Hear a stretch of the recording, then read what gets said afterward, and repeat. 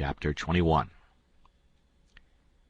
It was after sun-up now, but we went right on and didn't tie up. The king and the duke turned out by and by, looking pretty rusty, but after they jumped overboard and took a swim, it chippered them up a good deal. After breakfast, the king he took a seat on the corner of the raft, and pulled off his boots and rolled up his breeches, and let his legs dangle in the water, so as to be comfortable, and lit his pipe and went to getting his Romeo and Juliet by heart. When he had got it pretty good, him and the duke begun to practice it together. The duke had to learn him over and over again how to say every speech, and he made him sigh and put his hand on his heart, and after a while he said he'd done it pretty well. Only, he says, you mustn't bellow out Romeo that way, like a bull. You must say it soft and sweet and languishy. So, Romeo. That is the idea. For Juliet's a dear, sweet, mere child of a girl, you know, and she doesn't bray like a jackass. Well, next they got out a couple of long swords that the duke made out of oak laths, and begun to practice the sword fight. The duke called himself Richard III, and the way they laid on and pranced around the raft was grand to see. But by and by the king tripped and fell overboard, and after that they took a rest, and had a talk about all kinds of adventures they'd had in other times along the river. After dinner the duke says, "Well, Capet, we'll want to make this a first-class show, you know, so I guess we'll add a little more to it. We want a little something to answer encores with, anyway." "What's encores, Bilgewater?" The duke told him, and then says, "I'll answer by doing the Highland fling or the sailor's hornpipe, and you, well, let me see. Oh, I've got it. You can do Hamlet's soliloquy." "Hamlet's which?" "Hamlet's soliloquy, you know, the most celebrated thing in Shakespeare. Ah, it's sublime, sublime. Always fetches the house. I haven't got it in the book. I've only got one volume. But I reckon I can piece it out from memory. I'll just walk up and down a minute and see if I can call it back from Recollection's vaults." So he went to marching up and down, thinking, and frowning horrible every now and then. Then he would hoist up his eyebrows. Next he would squeeze his hand on his forehead and stagger back and kind of moan. Next he would sigh, and next he'd let on to drop a tear. It was beautiful to see him. By and by he got it. He told us to give attention. Then he strikes a most noble attitude, with one leg shoved forwards and his arms stretched away up, and his head tilted back, looking up at the sky, and then he begins to rip and rave and grit his teeth, and after that, all through his speech, he howled and spread around and swelled up his chest, and just knocked the spots out of any acting ever I see before. This is the speech. I learned it easy enough while he was learning it to the king. "To be or not to be, that is the bare bodkin. That makes calamity of so long life. For who would fardels bear, till Birnam wood do come to Dunsinane, but that the fear of something after death murders the innocent sleep, great nature's second course, and makes us rather sling the arrows of outrageous fortune than fly to others that we know not of. There's the respect must give us pause. Wake, Duncan, with thy knocking. I would thou couldst. For who would bear the whips and scorns of time, the oppressor's wrong, and proud man's contumely, the law's delay, and the quietus which his pangs might take, in the dead waste and middle of the night, when churchyards yawn, in customary suits of solemn black, but that the undiscovered country from whose bourne no traveller returns breathes forth contagion on the world, and thus the native hue of resolution, like the poor cat in the adage, is sicklied over with care, and all the clouds that lowered o'er our housetops, with this regard their currents turn awry, and lose the name of action. 'Tis a consummation devoutly to be wished. But soft you, the fair Ophelia. Ope not thy ponderous and marble jaws, but get thee to a nunnery. Go." Well, the old man he liked that speech, and he mighty soon got it so he could do it first rate. It seemed like he was just born for it, and when he had his hand in and was excited, it was perfectly lovely the way he would rip and tear and rear up behind when he was getting it off. The first chance we got, the Duke he had some show bills printed, and after that, for 2 or 3 days as we floated along, the raft was a most uncommon lively place, for there weren't nothing but sword fighting and rehearsing, as the Duke called it, going on all the time. One morning, when we were pretty well down the state of Arkansas, we came in sight of a little one-horse town in a big bend, so we tied up about 3/4 of a mile above it, in the mouth of a crick which was shut in like a tunnel by the cypress trees, and all of us but Jim took the canoe and went down there to see if there was any chance in that place for our show. We struck it mighty lucky. There was going to be a circus there that afternoon, and the country people was already beginning to come in all kinds of old shackly wagons and on horses. The circus would leave before night, so our show would have a pretty good chance. The Duke he hired the courthouse, and we went around and stuck up our bills. They read like this: Shakespearean Revival. Wonderful attraction. For one night only. The world-renowned tragedians David Garrick the Younger, of Drury Lane Theatre, London, and Edmund Kean the Elder, of the Royal Haymarket Theatre, Whitechapel, Pudding Lane, Piccadilly, London, and the Royal Continental Theatres in their sublime Shakespearean spectacle entitled The Balcony Scene in Romeo and Juliet. Romeo, played by Mr. Garrick. Juliet, played by Mr. Kean. Assisted by the whole strength of the company. New costumes, new scenes, new appointments. Also the thrilling, masterly, and blood-curdling broadsword conflict in Richard III. Richard III, played by Mr. Garrett. Richmond, played by Mr. Kean. Also, by special request, Hamlet's immortal soliloquy, by the illustrious Kean, done by him 300 consecutive nights in Paris, for one night only, on account of imperative European engagements. Admission 25 cents. Children and servants 10 cents. Then we went loafing around town. The stores and houses was most all old, shackly, dried-up frame concerns that hadn't ever been painted. They was set up 3 or 4 feet above ground on stilts, so as to be out of reach of the water when the river was overflowed. The houses had little gardens around them, but they didn't seem to raise hardly anything in them but jimson weeds and sunflowers and ash piles, and old curled-up boots and shoes, and pieces of bottles and rags and played-out tinware. The fences was made of different kinds of boards, nailed on at different times, and they leaned every which way, and had gates that didn't generally have but one hinge, a leather one. Some of the fences had been whitewashed some time or another, but the Duke said it was in Columbus's time, like enough. There was generally hogs in the garden and people driving them out. All the stores was along one street. They had white domestic awnings in front, and the country people hitched their horses to the awning posts. There was empty dry goods boxes under the awnings, and loafers roosting on 'em all day long, whittling them with their barlow knives, and chawing tobacco, and gaping and yawning and stretching. Mighty ornery lot.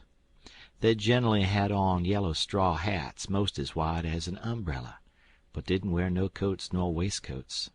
They called one another Bill and Buck and Hank and Joe and Andy, and talked lazy and drawly, and used considerable many cuss words. There was as many as one loafer leaning up against every awning post, and he most always had his hands in his breeches pockets, except when he fetched them out to lend a chaw of tobacco or scratch. What a body was hearing amongst them all the time was, "Gimme a chaw of tobacco, Hank." "I can't. I ain't got but one chaw left. Ask Bill." Maybe Bill he gives him a chaw. Maybe he lies and says he ain't got none. Some of them kinds of loafers never has a cent in the world, nor a chaw of tobacco of their own. They get all their chawing by borrowing. They say to a feller, I wisht you'd lend me a chaw, Jack. I'd jest this minute give Ben Thompson the last chaw I had." Which is a lie pretty much every time. It don't fool nobody but a stranger. But Jack ain't no stranger, so he says, "You give him a chaw, did you? So did your sister's cat's grandmother. You pay me back the chaws you already borrowed off of me, Leif Buckner. Then I'll loan you 1 or 2 ton of it, and won't charge you no back interest, nuther." "Well, I did pay back some of it onct." "Yes, you did, about 6 chaws. You'd borry store tobaccer and pay back niggerhead." Store tobacco is flat black plug, but these fellers mostly chaws the natural leaf twisted. When they borrow a chaw, they don't generally cut it off with a knife, but set the plug in between their teeth and gnaw with their teeth and tug at the plug with their hands till they get it in two. Then sometimes the one that owns the tobacco looks mournful at it when it's handed back and says, sarcastic, "Here, gimme the chaw. You take the plug." All the streets and lanes was just mud. There wa'n't nothin' else but mud. Mud as black as tar and nigh about a foot deep in some places, and 2 or 3 inches deep in all the places. The hogs loafed and grunted round everywheres. You'd see a muddy sow and a litter of pigs come lazing along the street and wallop herself right down in the way where folks had to walk around her, and she'd stretch out and shut her eyes and wave her ears whilst the pigs was milking her and look as happy as if she was on salary. And pretty soon you'd hear a loafer sing out, "Hi! So, boy, sick 'em tyke!" and away the sow would go, squealing most horrible, with a dog or 2 swinging to each ear, and 3 or 4 dozen more coming. And then you would see all the loafers get up and watch the thing out of sight, and laugh at the fun and look grateful for the noise. Then they'd settle back again until there was a dog fight. There couldn't anything wake them up all over, and make them happy all over, like a dog fight, unless it might be putting turpentine on a stray dog and setting fire to him, or tying a tin pan to his tail and see him run himself to death. On the river front some of the houses was sticking out over the bank, and they was bowed and bent, and about ready to tumble in. The people had moved out of them.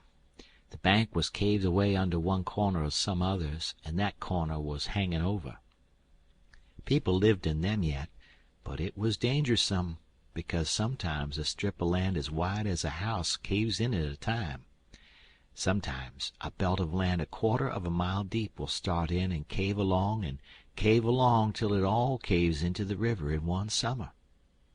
Such a town as that has to be always moving back and back and back, because the river's always gnawing at it. The nearer it got to noon that day, the thicker and thicker was the wagons and horses in the streets, and more coming all the time. Families fetched their dinners with them from the country, and eat them in the wagons. There was considerable whiskey drinking going on, and I seen 3 fights. By and by somebody sings out, "Here comes old Boggs, in from the country for his little old monthly drunk. Here he comes, boys." All the loafers looked glad. I reckon they was used to having fun out of Boggs. One of them says, "Wonder who's a-goin' to chaw up this time. If he'd a chawed up all the men he's been a-goin' to chaw up in the last 20 year, he'd ha' a considerable reputation now." 'Nother one says, "I wisht old Boggs had threatened me, 'cause then I'd know I warn't gwine to die for 1,000 year." Boggs comes a-tearin' along on his hoss, whoopin' and yellin' like an Injun, and singin' out, "Clear the track there. I'm on the warpath, and the path of coffins is a-goin' to raise." He was drunk, and weaving about in his saddle. He was over 50 year old, and had a very red face. Everybody yelled at him and laughed at him and sassed him, and he sassed back, and said he'd attend to them and lay them out in their regular turns. But he couldn't wait now, because he'd come to town to kill old Colonel Sherburne, and his motto was, "Meat first and spoon vittles to top off on." He see me and rode up and says, "Where'd you come from, boy? You prepared to die?" Then he rode on. I was scared, but a man says, "He don't mean nothin'. He's always a carryin' on like that when he's drunk. He's the best naturedest old fool in Arkansas. Never hurt nobody, drunk nor sober." Boggs rode up before the biggest store in town and bent his head down so he could see under the curtain of the awning, and yells, "Come out here, Sherburne. Come out and meet the man you swindled. You're the hound I'm after, and I'm a-goin' to have you, too." So he went on, calling Sherburne everything he could lay his tongue to, and the whole street packed with people listening and laughing and going on. By and by a proud-looking man about 55, and he was a heap the best-dressed man in that town, too, steps out of the store, and the crowd drops back on each side to let him come. He says to Boggs, mighty calm and slow, he says, "I'm tired of this, but I'll endure it till 1 o'clock. Till 1 o'clock, mind, no longer. If you open your mouth against me only once after that time, you can't travel so far but I will find you." Then he turns and goes in. The crowd looked mighty sober. Nobody stirred, and there warn't no more laughing.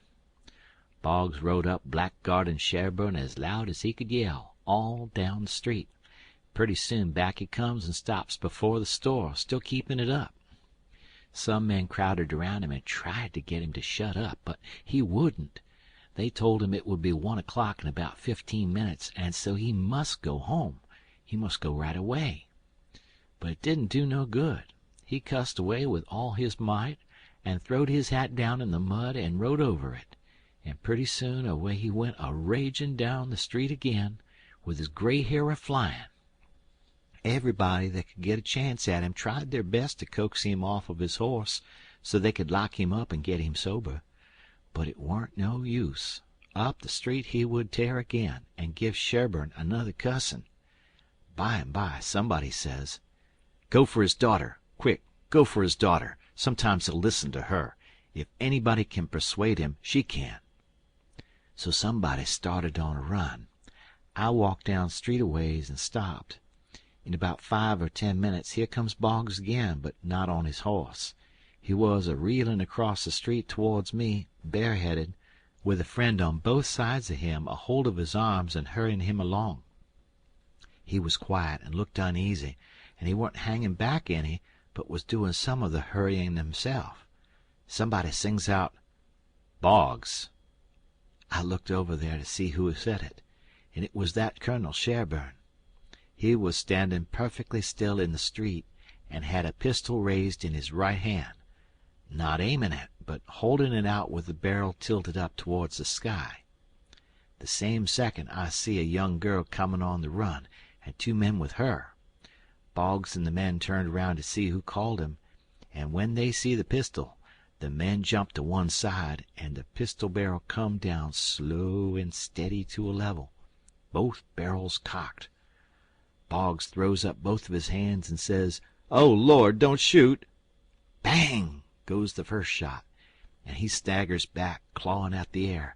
Bang goes the second one, and he tumbles backwards onto the ground, heavy and solid, with his arms spread out. That young girl screamed out and comes rushing, and down she throws herself on her father, crying and saying, "Oh, he's killed him! He's killed him!" The crowd closed up around them and shouldered and jammed one another, with their necks stretched, trying to see, and people on the inside trying to shove them back and shouting, "Back, back! Give him air! Give him air!" Colonel Sherburne, he tossed his pistol onto the ground and turned around on his heels and walked off. They took Boggs to a little drug store, the crowd pressing around just the same, and the whole town following, and I rushed and got a good place at the window, where I was close to him and could see in. They laid him on the floor and put one large Bible under his head, and opened another one and spread it on his breast, but they tore open his shirt first, and I seen where one of the bullets went in. He made about a dozen long gasps, his breast lifting the Bible up when he drawed in his breath, and letting it down again when he breathed it out. And after that he laid still. He was dead. Then they pulled his daughter away from him, screaming and crying, and took her off. She was 'bout 16, very sweet and gentle looking, but awful pale and scared. Well, pretty soon the whole town was there, squirming and scrooging and pushing and shoving to get at the window and have a look, but people that had the places wouldn't give them up, and folks behind them was saying all the time, "Say now, you've looked enough, you fellows. 'Tain't right and 'tain't fair for you to stay there all the time, never give nobody a chance. Other folks has their rights as well as you."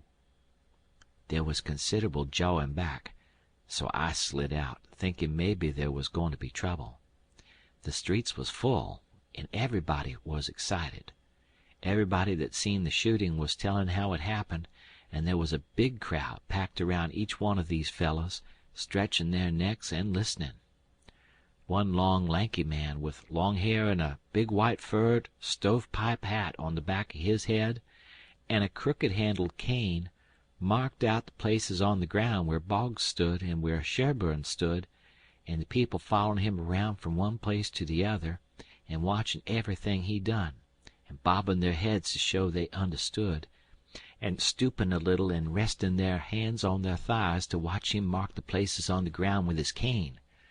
And then he stood up straight and stiff where Sherburne had stood, frowning and having his hat brimmed down over his eyes, and sung out, "Boggs," and then fetched his cane down, slowed to a level, and says, "Bang!"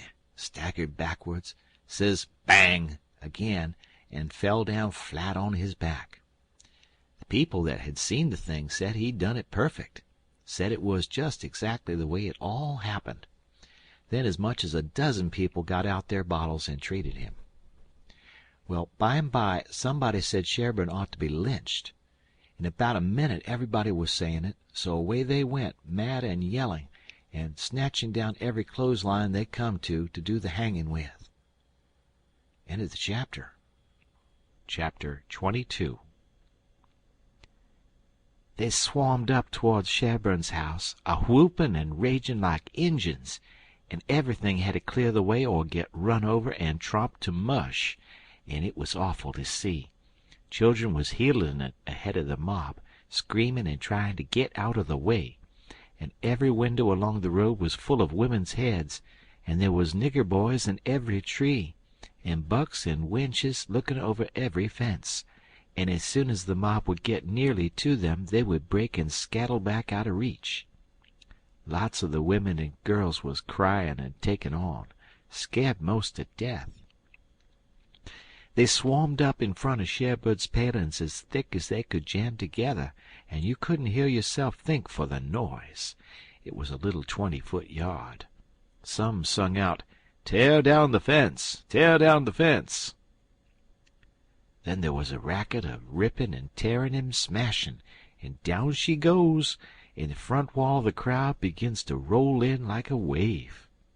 Just then Sherburne steps out onto the roof of his little front porch, with a double-barreled gun in his hand, and takes his stand, perfectly calm and deliberate, not saying a word. The racket stopped, and the wave sucked back. Sherburne never said a word, just stood there, looking down. The stillness was awful creepy and uncomfortable. Sherburne run his eyes slow along the crowd, and wherever it struck the people tried a little to outgaze him, but they couldn't. They dropped their eyes and looked sneaky. Then pretty soon Sherburne sort of laughed, not the pleasant kind, but the kind that makes you feel like when you are eating bread that's got sand in it. Then he says, slow and scornful, "The idea of you lynching anybody. It's amusing. The idea of you thinking you had pluck enough to lynch a man.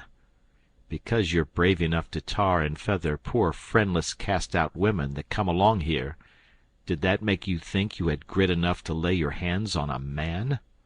Why, a man's safe in the hands of 10,000 of your kind, as long as it's daytime and you're not behind him.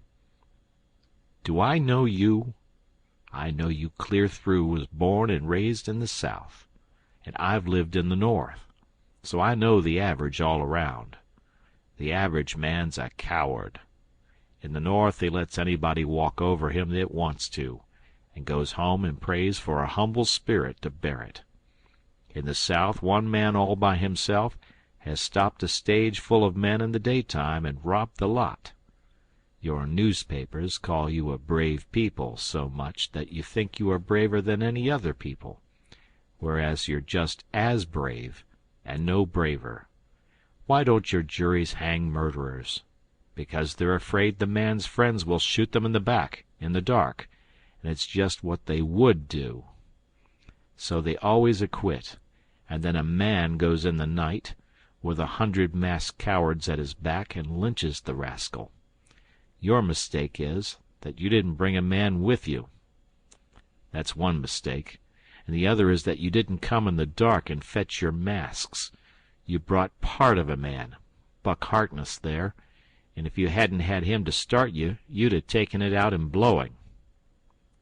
You didn't want to come. The average man don't like trouble and danger.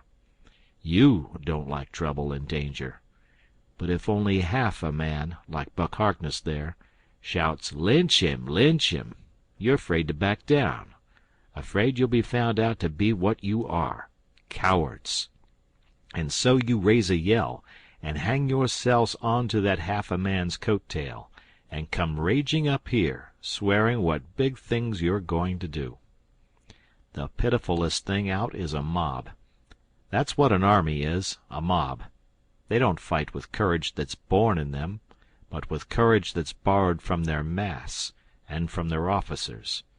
But a mob without any man at the head of it is beneath pitifulness.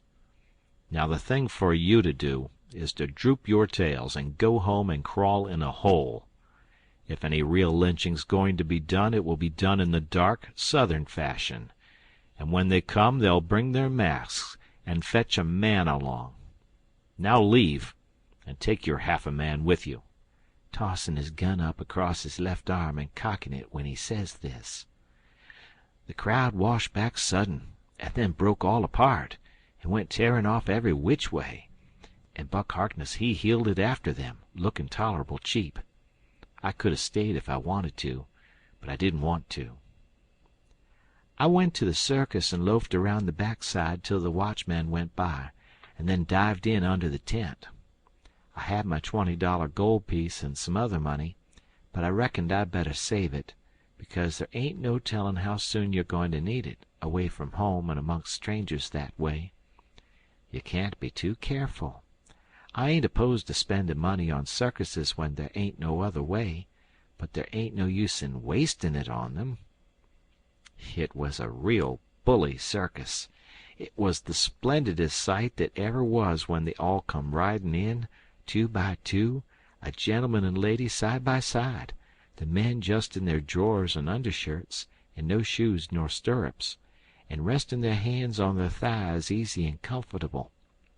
There must have been 20 of 'em, and every lady with a lovely complexion, and perfectly beautiful, and looking just like a gang of real sure-enough queens, and dressed in clothes that cost millions of dollars and just littered with diamonds. It was a powerful fine sight. I never seen anything so lovely. And then one by one they got up and stood, and went a-weaving around the ring so gentle and wavy and graceful, the men looking ever so tall and airy and straight, with their heads bobbing and skimming along, away up there under the tent roof, and every lady's rose-leafy dress flapping soft and silky around her hips, and she looking like the most loveliest parasol. And then faster and faster they went, all of them dancing, first one foot out in the air and then the other, the horses leaning more and more, and the ringmaster going round and round the center pole, cracking his whip and shouting, "Hi! Hi!" and the clown cracking jokes behind him. And by all hands dropped the reins, and every lady put her knuckles on her hips and every gentleman folded his arms, and then how the horses did lean over and hump themselves. And so one after the other they all skipped off into the ring and made the sweetest bow I ever see, and then scampered out, and everybody clapped their hands and just about went wild. Well, all through the circus they done the most astonishing things, and all the time that clown carried on so it most killed the people.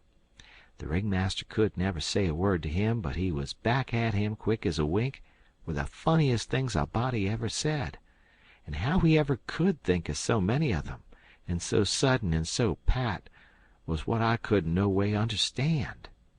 Why, I couldn't have thought of them in a year. And by, a drunk man tried to get into the ring, said he wanted to ride, said he could ride as well as anybody that ever was. They argued and tried to keep him out, but he wouldn't listen, and the whole show come to a standstill.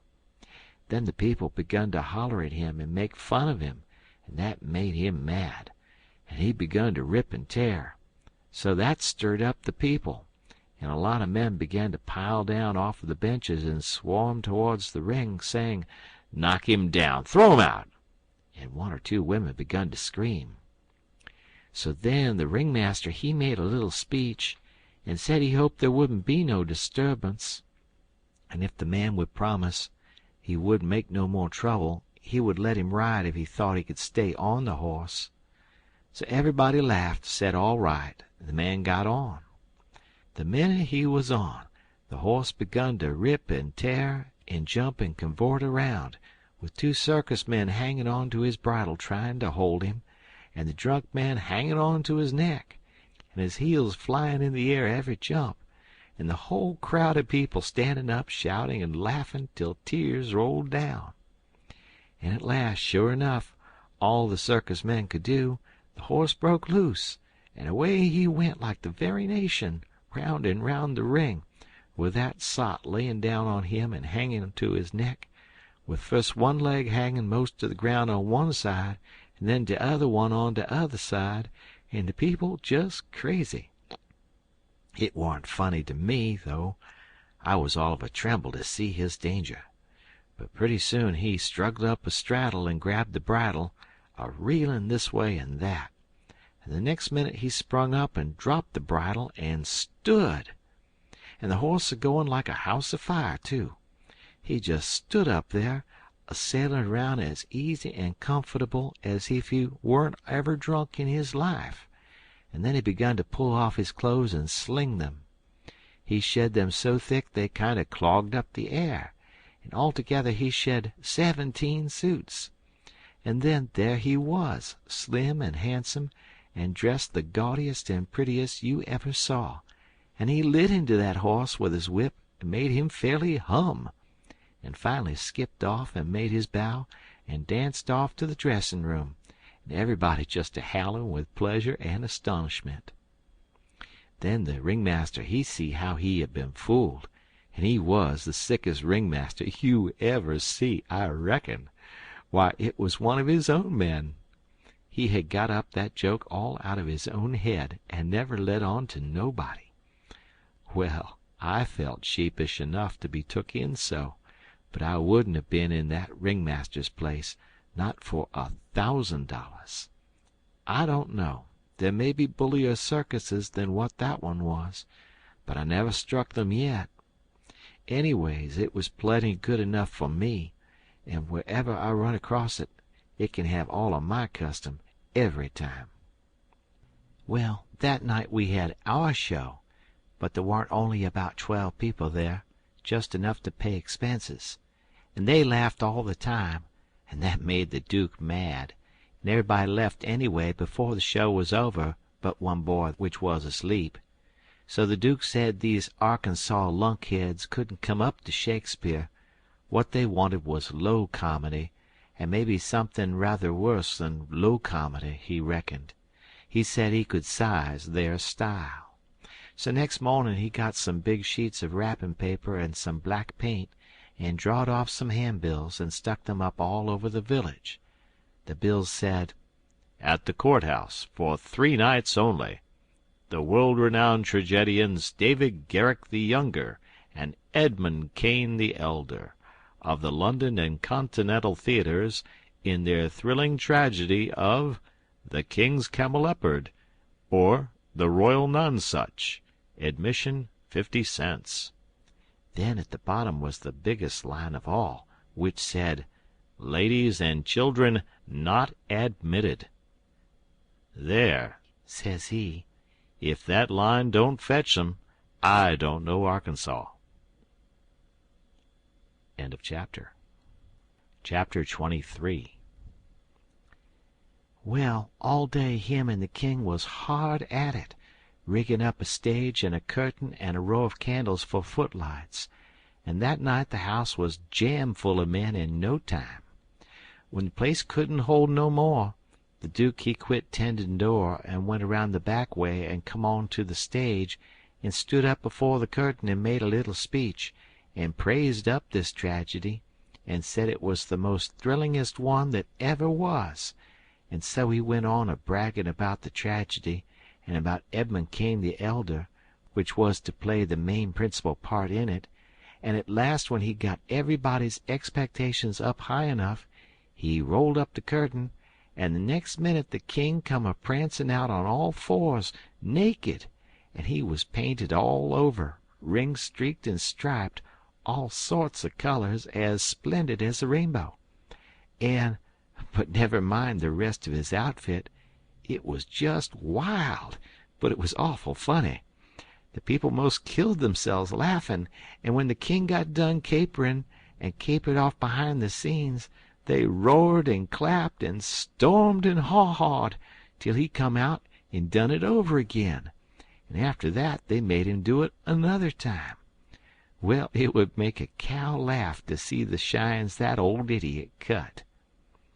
Then the Duke he lets the curtain down and bows to the people, and says the great tragedy will be performed only 2 nights more on account of pressing London engagements, where the seats is all sold already for it in Drury Lane, and then he makes them another bow, and says if he has succeeded in pleasing them and instructing them, he will be deeply obleeged if they will mention it to their friends and get them to come and see it. 20 people sings out, What? Is it over? Is that all? The Duke says yes. Then there was a fine time. Everybody sings out, Sold, and rose up mad, and was a-going for that stage and them tragedians. But a big, fine-looking man jumps up on a bench and shouts, Hold on! Just a word, gentlemen. They stop to listen. We are sold, mighty badly sold, but we don't want to be the laughing stock of this whole town, I reckon, and never hear the last of this thing as long as we live. No. What we want is to go out of here quiet and talk this show up and sell the rest of the town. Then we'll all be in the same boat. Ain't that sensible? You bet it is. The jedge is right, everybody sings out. All right, then. Not a word about any sell. Go along home and advise everybody to come and see the tragedy. Next day you couldn't hear nothing around that town but how splendid that show was. House was jammed again that night, and we sold this crowd the same way. When me and the king and the Duke got home to the raft, we all had a supper, and by, about midnight, they made Jim and me back her out and float her down the middle of the river, and fetch her in and hide her about 2 mile below town. The third night the house was crammed again, and they warn't newcomers this time, but people that was at the show the other 2 nights. I stood by the Duke at the door, and I see that every man that went in had his pockets bulging, or something muffled up under his coat, and I see it warn't no perfumery neither, not by a long sight. I smelt sickly eggs by the barrel, and rotten cabbages and such things, and if I know the signs of a dead cat being around, and I bet I do, there was 64 of them went in. I shoved in there for a minute, but it was too various for me. I couldn't stand it. Well, when the place couldn't hold no more people, the Duke he give a feller a quarter and told him to tend door for him a minute, and then he started around for the stage door, I after him. But the minute we turned the corner and was in the dark, he says, Walk fast now till you get away from the houses, and then shin for the raft like the dickens was after you." I done it, and he done the same. We struck the raft at the same time, and in less than 2 seconds we was gliding downstream, all dark and still, and edging towards the middle of the river, nobody saying a word. I reckon the poor king was in for a gaudy time of it with the audience, but nothing of the sort. Pretty soon he crawls out from under the wigwam and says, "Well, how'd the old thing pound out this time, Duke?" he hadn't been uptown at all. We never showed a light till we was about 10 mile below the village. Then we lit up and had a supper, and the king and the duke fairly laughed their bones loose over the way they'd served them people. The duke says, "Greenhorns, flatheads! I knew the first house would keep mum and let the rest of the town get roped in, and I knew they'd lay for us the third night, and consider it was their turn now. Well, it is their turn, and I'd give something to know how much they'd take for it. I would just like to know how they're putting in their opportunity. They can turn it into a picnic if they want to. They brought plenty provisions." Them rapscallions took in $465 in that 3 nights. I never see money hauled in by the wagon load like that before. By and by, when they was asleep and snoring, Jim says, "Don't it surprise you the way dem kings carries on, Huck?" "No," I says, "it don't." "Why don't it, Huck?" "Well, it don't, because it's in the breed. I reckon they're all alike." "But, Huck, these kings o' ourn is regular rapscallions. Dat's jest what they is. Dey's regular rapscallions." "Well, that's what I'm a-sayin'. All kings is mostly rapscallions, as fur as I can make out." "Is dat so?" "You read about them once, you'll see. Look at Henry VIII. This'n's a Sunday school superintendent to him. And look at Charles II, and Louis XIV, and Louis XV, and James II, and Edward II, and Richard III, and 40 more, besides all them Saxon heptarchies that used to rip around so in old times and raise Cain. My, you ought to seen old Henry VIII when he was in bloom. He was a blossom. He used to marry a new wife every day and chop off her head next morning, and he would do it just as indifferent as if he were ordering up eggs. 'Fetch up Nell Gwynn,' he says. They fetch her up. Next morning, 'Chop off her head,' and they chop it off. 'Fetch up Jane Shore,' he says, and up she comes. Next morning, 'Chop off her head,' and they chop it off. 'Ring up Fair Rosamund.'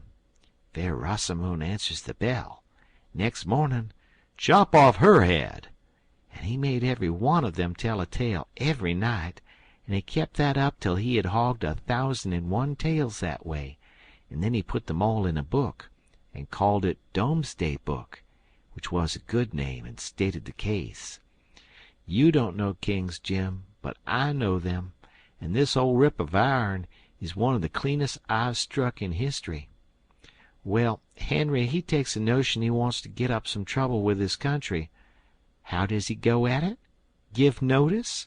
Give the country a show? No. All of a sudden he heaves all the tea in Boston Harbor overboard and whacks out a Declaration of Independence and dares them to come on. That was his style. He never give anybody a chance. He had suspicions of his father, the Duke of Wellington. Well, what did he do? Ask him to show up? No. Drownded him in a butt of Mamsie, like a cat. Suppose people left money layin' around where he was, what did he do? He collared it.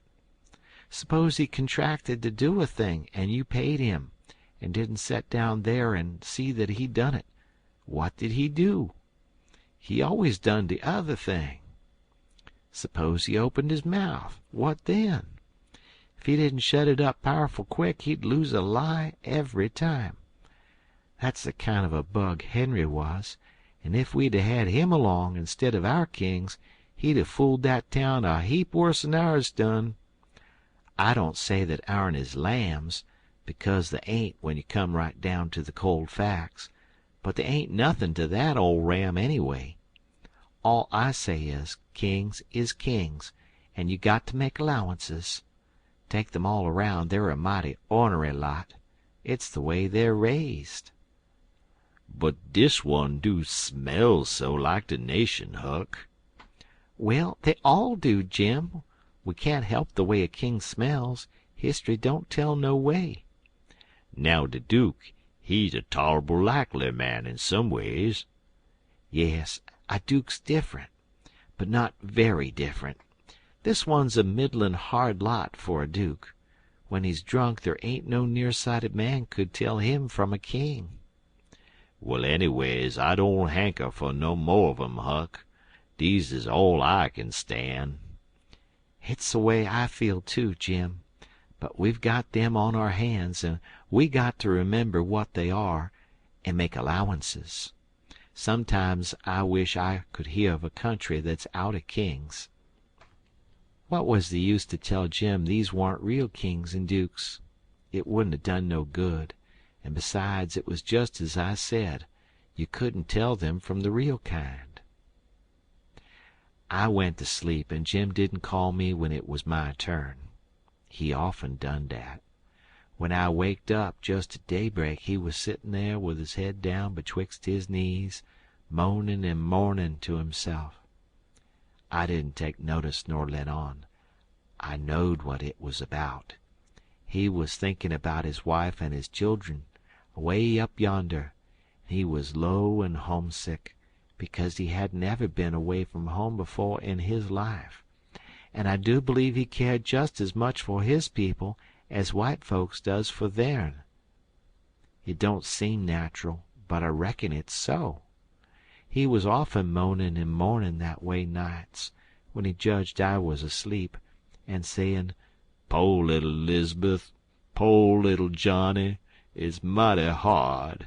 I 'speck I ain't ever gwine to see you no more, no more."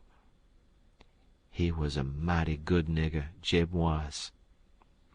But this time I somehow got to talkin' to him about his wife and young ones, and by he says, "What makes me feel so bad dis time is because I hear something over yonder on de bank like a whack or a slam while ago, and it 'mind me of de time I treat my little 'Liz'beth so ornery. She warn't only about 4 year old, and she took de scarlet fever and had a powerful rough spell, but she got well, and one day she was a standin' around, and I says to her, I says, 'Shet de door.' She never done it, just stood dar, kinder smilin' up at me. It make me mad, and I says agin mighty loud, I says, 'Don't you hear me? Shut de door.' She just stood de same way, kinder smilin' up. I was a boilin'. I says, 'I lay I make you mine.' And wid dat I fetch her a slap side de head dat sont her a sprawlin'. Den I went into de yuther room, and 'uz gone about 10 minutes, and when I come back der was dat door a standin' open yit, and dat chile standin' most right in it, a lookin' down and mournin', and de tears runnin' down. My, but I was mad. I was a gwine for de chile, but just den, it was a door dat open in'ards. Just den, 'long come de wind and slams it to, behind de chile, kerblam! And my lan', de chile never move.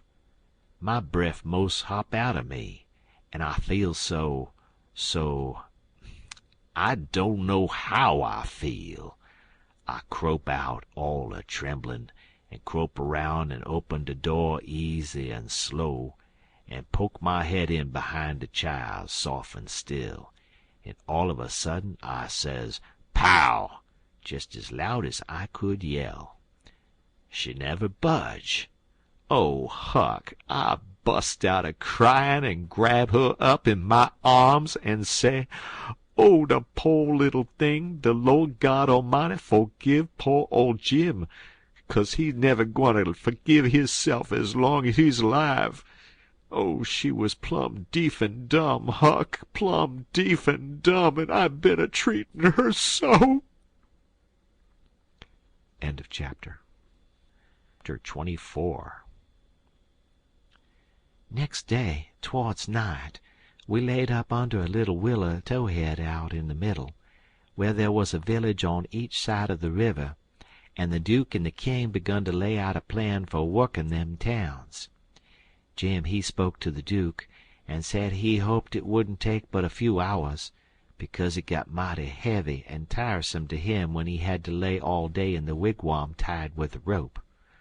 You see, when we left him all alone we had to tie him, because if anybody happened on to him all by himself and not tied, it wouldn't look much like he was a runaway nigger, you know. So the Duke said it was kind of hard to have to lay roped all day, and he'd cipher out some way to get around it. He was uncommon bright, the Duke was, and he soon struck it. He dressed Jim up in King Lear's outfit. It was a long curtain calico gown, and a white horsehair wig and whiskers, and then he took his theater paint and painted Jim's face and hands and ears and neck all over a dead, dull, solid blue, like a man that's been drownded 9 days. Blamed if he wasn't the horriblest looking outrage I ever see. Then the Duke took and wrote out a sign on a shingle so, "Sick Arab, but harmless when not out of his head." And he nailed that shingle to a lath and stood the lath up 4 or 5 foot in front of the wigwam. Jim was satisfied. He said it was a sight better than lying tied a couple of years every day and trembling all over every time there was a sound. The Duke told him to make himself free and easy, and if anybody ever come meddling around, he must hop out of the wigwam and carry on a little, and fetch a howl or two like a wild beast, and he reckoned they would light out and leave him alone, which was sound enough judgment. But you take the average man, and he wouldn't wait for him to howl. Why, he didn't only look like he was dead, he looked considerable more than that. These rapscallions wanted to try the Nonsuch again, because there was so much money in it, but they judged it wouldn't be safe, because maybe the news might have worked along down by this time. They couldn't hit no project that suited exactly, so at last the Duke said he reckoned he'd lay off and work his brains an hour or two and see if he couldn't put up something on the Arkansas village. And the King he allowed he would drop over to t'other village without any plan, but just trust in Providence to lead him the profitable way, meaning the devil, I reckon. We had all bought store clothes where we stopped last, and now the King put his'n on, and he told me to put mine on. I done it, of course. The King's duds was all black, and he did look real swell and starchy. I never knowed how clothes could change a body before. Why, before, he looked like the orneryest old rip that ever was, but now, when he'd take off his new white beaver and make a bow and do a smile, he looked that grand and good and pious that you'd say he had walked right out of the ark, and maybe was old Leviticus himself. Jim cleaned up the canoe, and I got my paddle ready. There was a big steamboat layin' over the shore way up under the point, about 3 mile above the town. Been there a couple of hours takin' on freight. Says the King, "Seein' how I'm dressed, I reckon maybe I better arrive down from St. Louis or Cincinnati or some other big place. Go for the steamboat, Huckleberry. We'll come down to the village on her." I didn't have to be ordered twice to go and take a steamboat ride. I fetched the shore a half a mile above the village, and then went scooting along the bluff bank in the easy water. Pretty soon we come to a nice, innocent-looking young country Jake sittin' on a log swabbing the sweat off of his face, for it was powerful warm weather, and he had a couple of big carpet-bags by him. "Run her nose in shore," says the King. I done it. "Where you bound for, young man?" "For the steamboat goin' to Orleans." "Get aboard," says the king. "Hold on a minute. My servant'll help you with them bags.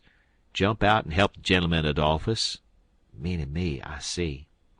I done so, and then we all three started on again.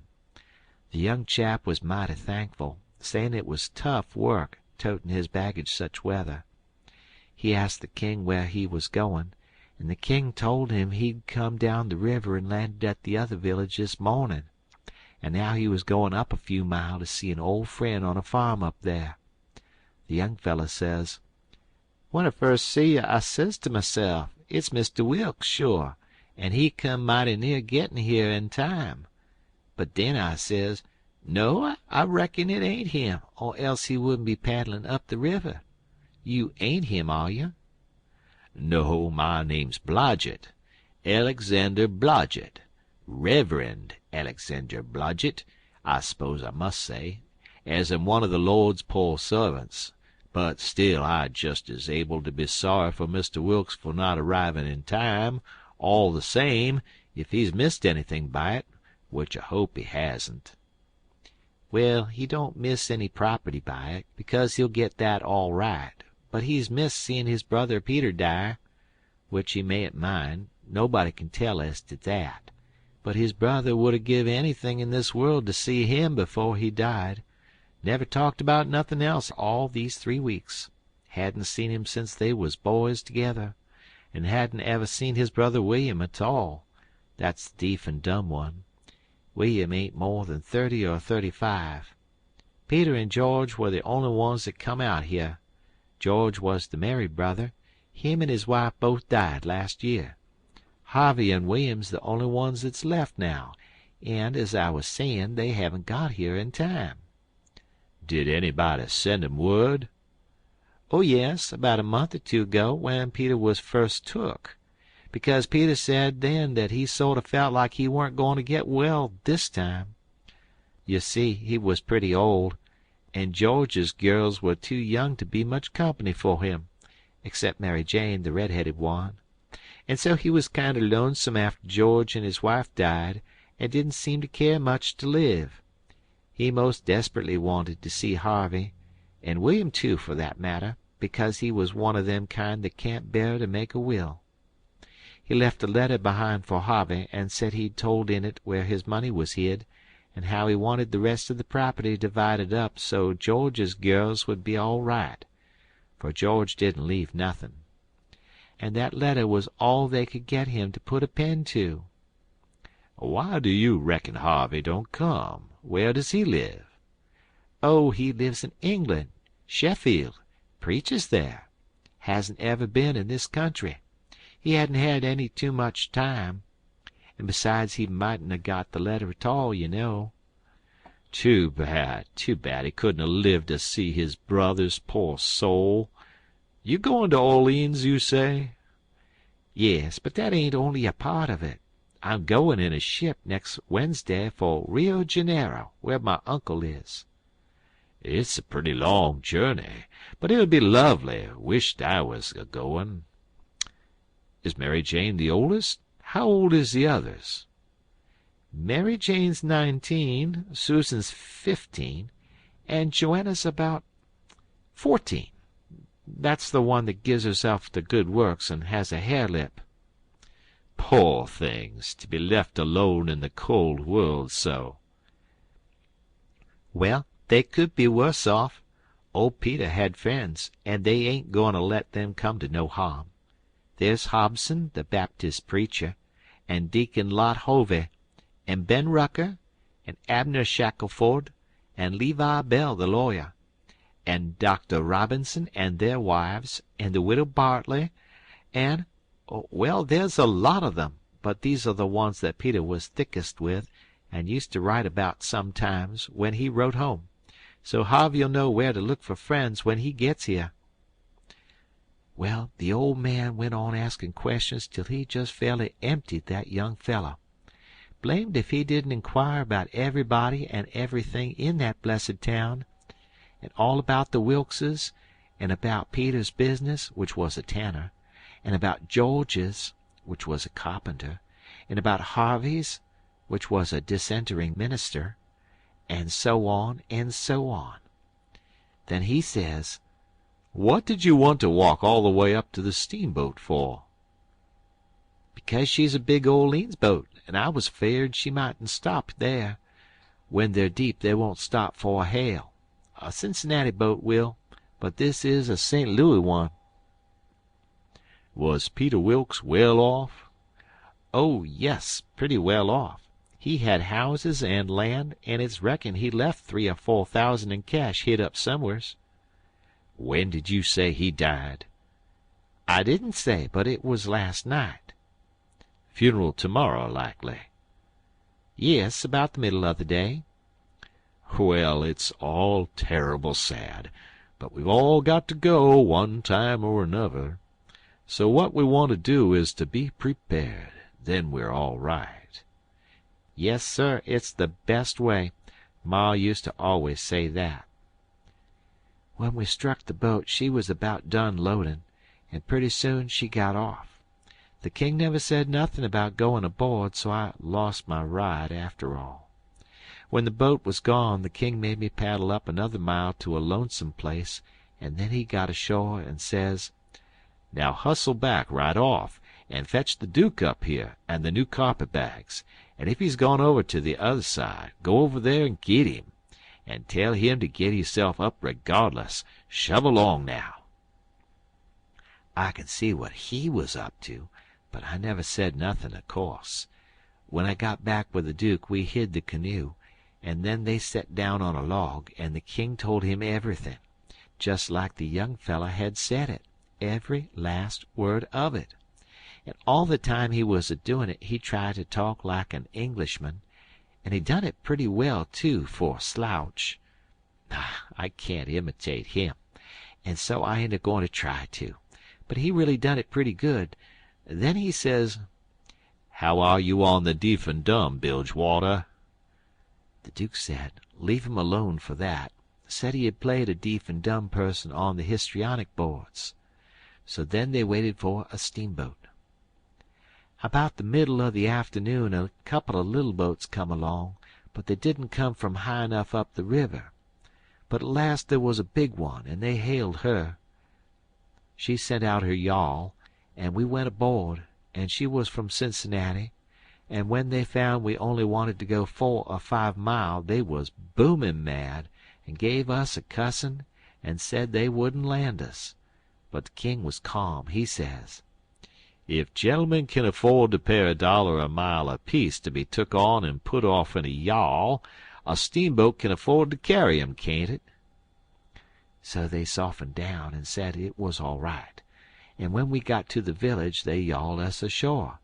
About 2 dozen men flocked down when they see the yawl a-comin', and when the king says, "Can any of you gentlemen tell me where Mr. Peter Wilkes lives?" they give a glance at one another, and nodded their heads as much as to say, "What did I tell you?" Then one of them says, kind of soft and gentle, "I'm sorry, sir, but the best we can do is to tell you where he did live yesterday evening." Sudden as winking, the ornery old creature went on to smash, and fell up against the man, and put his chin on his shoulder, and cried down his back, and says, "Alas, alas, our poor brother, gone, and we never got to see him. Oh, it's too hard." Then he turns around blubbering, and makes a lot of idiotic signs to the Duke on his hands, and blamed if he didn't drop a carpet-bag and bust out a-crying. If they warn't the beatin'est lot, them 2 frauds, that ever I struck. Well, the men gathered round and sympathized with them, and said all sorts of kind things to them, and carried their carpet-bags up the hill for them, and let them lean on them and cry, and told the king all about his brother's last moments, and the king he told it all over again on his hands to the Duke, and both of them took on about that dead Tanner like they'd lost the 12 disciples. Well, if ever I struck anything like it, I'm a nigger. It was enough to make a body ashamed of the human race. End of chapter. Chapter 25. The news was all over town in 2 minutes, and you could see the people tearing down on the run from every which way, some of them putting on their coats as they come. Pretty soon we was in the middle of a crowd, and the noise of the tramping was like a soldier march. The windows and dooryards was full, and every minute somebody would say over a fence, "Is it them?" And somebody trotting along with the gang would answer back and say, "You bet it is." When we got to the house, the street in front of it was packed, and the 3 girls was standing in the door. Mary Jane was red-headed, but that don't make no difference. She was most awful beautiful, and her face and her eyes were all lit up like glory. She was so glad her uncles was come. The king he spread his arms, and Mary Jane she jumped for them, and the hare-lip jumped for the duke, and there they had it. Everybody most, leastways women, cried for joy to see them meet again at last and have such good times. Then the king he hunched the duke private. I see him do it, and then he looked around and see the coffin over in the corner on 2 chairs. So then him and the duke, with a hand across each other's shoulder, and t'other hand to the eyes, walked slow and solemn over there, everybody dropping back to give them room, and all the talk and noise stopping, people saying shh, and all the men taking their hats off and drooping their heads, so you could have heard a pin fall.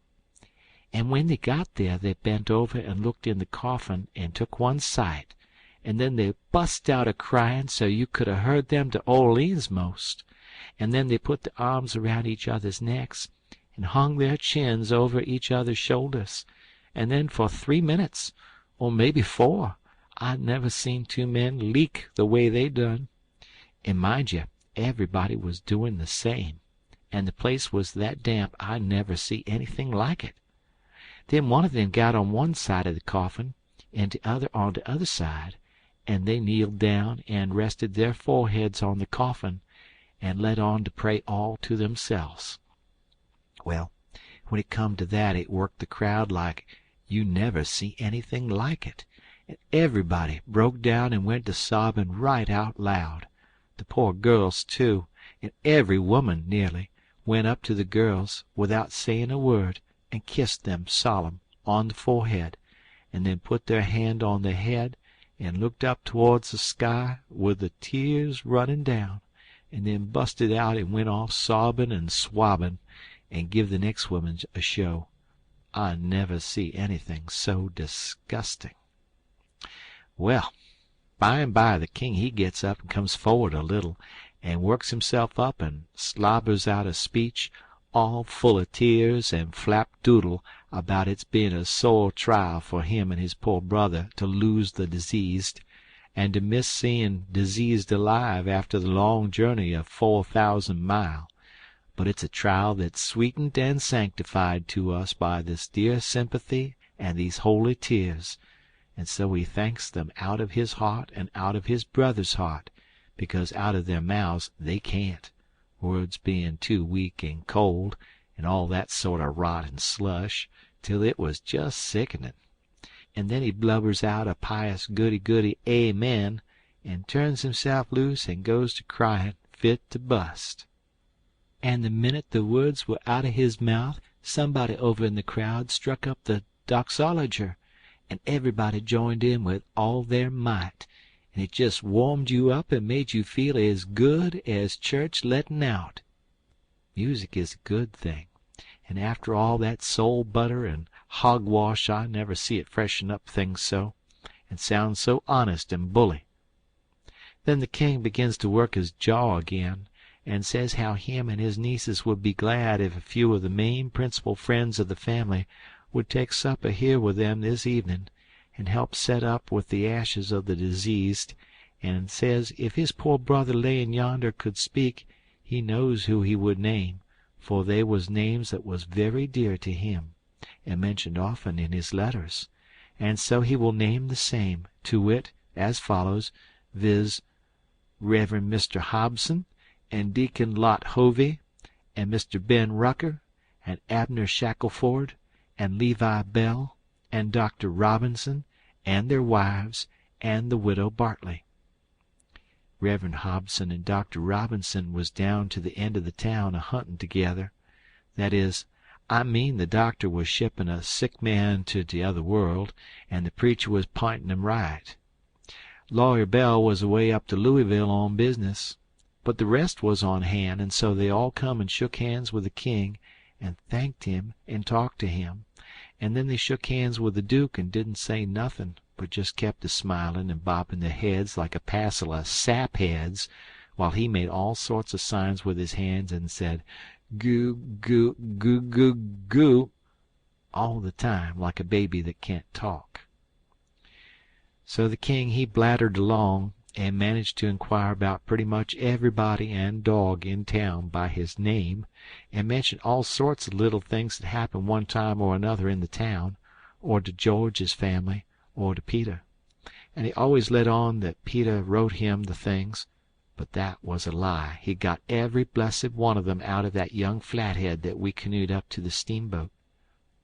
Then Mary Jane she fetched the letter her father left behind, and the king he read it out loud and cried over it.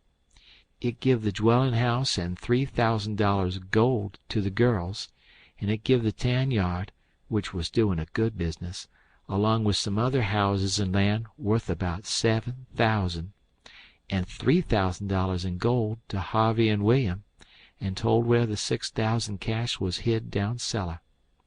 So these two frauds said they'd go and fetch it up, and have everything square and above board, and told me to come with a candle. We shut the cellar door behind us, and when they found the bag they spilled it out on the floor, and it was a lovely sight, all them yeller boys. My, the way the king's eyes did shine!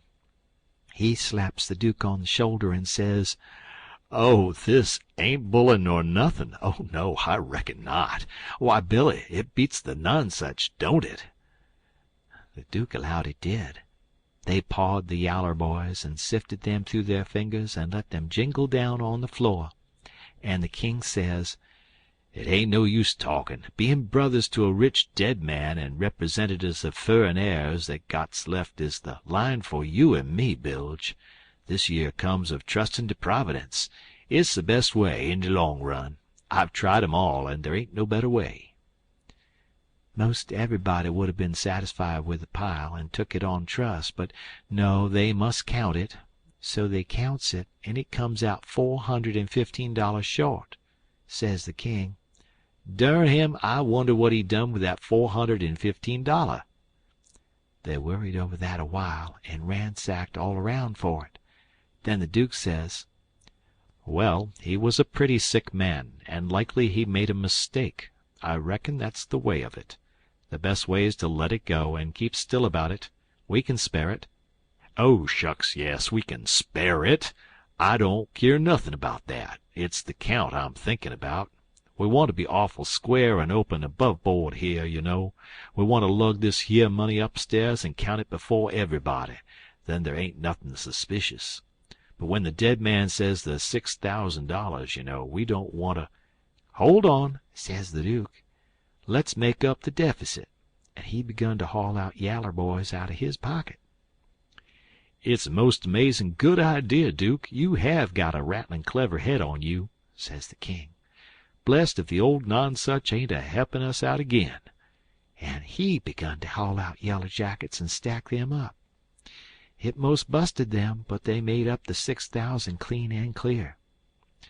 "Say," says the Duke, "I've got another idea. Let's go upstairs and count this money and then take and give it to the girls."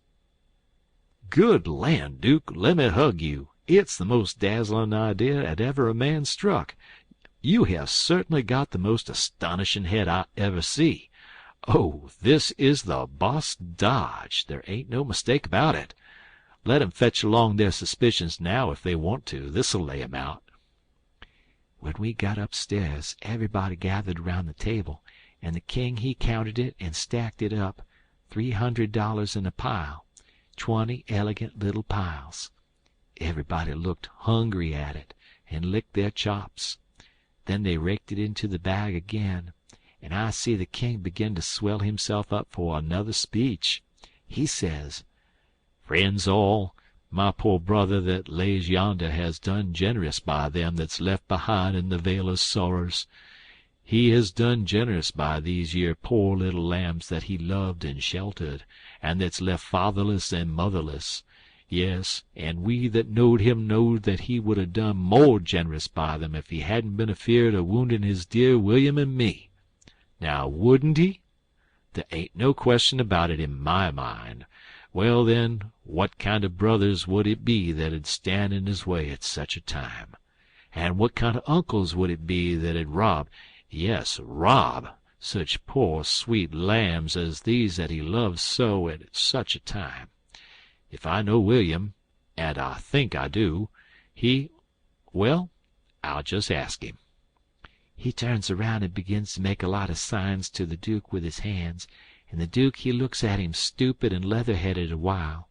Then all of a sudden he seems to catch his meaning, and jumps for the king, goo-gooing with all his might for joy, and hugs him about 15 times before he lets up. Then the king says, "I knowed it. I reckon that'd convince anybody the way he feels about it. Here, Mary Jane, Susan, Joanna, take the money. Take it all. It's the gift to him that lays yonder, cold but joyful." Mary Jane, she went for him. Susan and the hare-lip went for the Duke, and then such another hugging and kissing I never see yet. And everybody crowded up with the tears in their eyes, and most shook the hands off of them frauds, saying all the time, "You dear good souls, how lovely! How could you?" Well, then, pretty soon all hands got to talking about the diseased again, and how good he was, and what a loss he was, and all that. And before long a big iron-jawed man worked himself in there from outside, and stood a-listening and looking, and not saying anything, and nobody saying anything to him either, because the king was talking and they was all busy listening. The king was saying, in the middle of something he'd started in on, "They bein' particular friends of the diseased. That's why they're invited here this evening. But tomorrow we want all to come, everybody, for he respected everybody, he liked everybody, and so it's fittin' that his funeral orgies should be public." And so he went a-moonin' on and on, liking to hear himself talk. And every little while he fetched in his funeral orgies again, till the Duke he couldn't stand it no more, and he writes on a little scrap of paper, "Obsequies, you old fool," and folds it up, and goes to goo-gooing and reaching it over people's heads to him. The king he reads it and puts it in his pocket and says, "Poor William, afflicted as he is, his heart's always right. Asked me to invite everybody to come to the funeral. Wants me to make 'em all welcome, but he needn't have worried. It was just what I was at." Then he weaves along again, perfectly calm, and goes to dropping in his funeral orgies again every now and then, just like he done before. And when he done it the third time, he says, "I say orgies, not because it's the common term, because it ain't, obsequies being the common term, but because orgies is the right term. Obsequies ain't used in England no more now. It's gone out. We say orgies now in England. Orgies is better, because it means the thing you're after more exact. It's a word that's made up out of the Greek orgo, outside, open, abroad, and the Hebrew jism, to plant, cover up, hence inter. So you see, funeral orgies as an open or public funeral." He was the worst I ever struck. Well, the iron-jawed man he laughed right in his face. Everybody was shocked. Everybody says, "Why, doctor!" And Abner Shackelford says, "Why, Robinson, hain't you heard the news? This is Harvey Wilkes." The king he smiled eager, and shoved out his flapper, and says, "Is it my poor brother's dear good friend and physician? Keep your hands off of me," says the doctor. "You talk like an Englishman, don't you? It's the worst imitation I ever heard. You Peter Wilkes' brother. You're a fraud, that's what you are." Well, how they all took on! They crowded round the doctor and tried to quiet him down, and tried to explain to him and tell him how Harvey had showed in 40 ways that he was Harvey, and knowed everybody by name and the names of the very dogs, and begged him not to hurt Harvey's feelin's and the poor girl's feelin's and all that. But it warn't no use. He stormed right along and said any man that pretended to be an Englishman and couldn't imitate the lingo no better than what he did was a fraud and a liar. The poor girls was hanging to the king and crying, and all of a sudden the doctor ups and turns on them. He says, "I was your father's friend, and I'm your friend, and I warn you as a friend, and an honest one that wants to protect you and keep you out of harm and trouble, to turn your backs on that scoundrel and have nothing to do with him, the ignorant tramp, with his idiotic Greek and Hebrew, as he calls it. He is the thinnest kind of an impostor, has come here with a lot of empty names and facts which he picked up somewheres, and you take them for proofs, and are helped to fool yourselves by these foolish friends here who ought to know better. Mary Jane Wilkes, you know me for your friend, and for your unselfish friend, too. Now listen to me.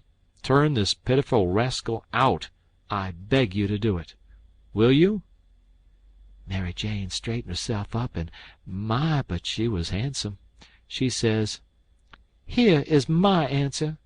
She hove up the bag of money and put it in the king's hands, and says, "Take this $6,000 and invest it for me and my sisters any way you want to, and don't give us no receipt for it." Then she put her arm around the king on one side, and Susan and the hare lip done the same on the other.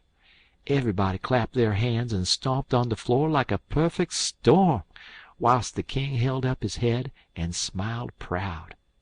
The doctor says, "All right, I wash my hands of the matter, but I warn you all that a time's comin' when you're going to feel sick whenever you think of this day." And away he went. "All right, doctor," says the king, kind of mocking him. "We'll try and get 'em to send for you," which made 'em all laugh, and they said it was a prime good hit. End of chapter. Chapter 26. Well, when they was all gone, the king he asked Mary Jane how they was off for spare rooms, and she said she had one spare room which would do for Uncle William, and she'd give her own room to Uncle Harvey, which was a little bigger, and she would turn into the room with her sisters and sleep on a cot. And up garret was a little cubby with a pallet in it.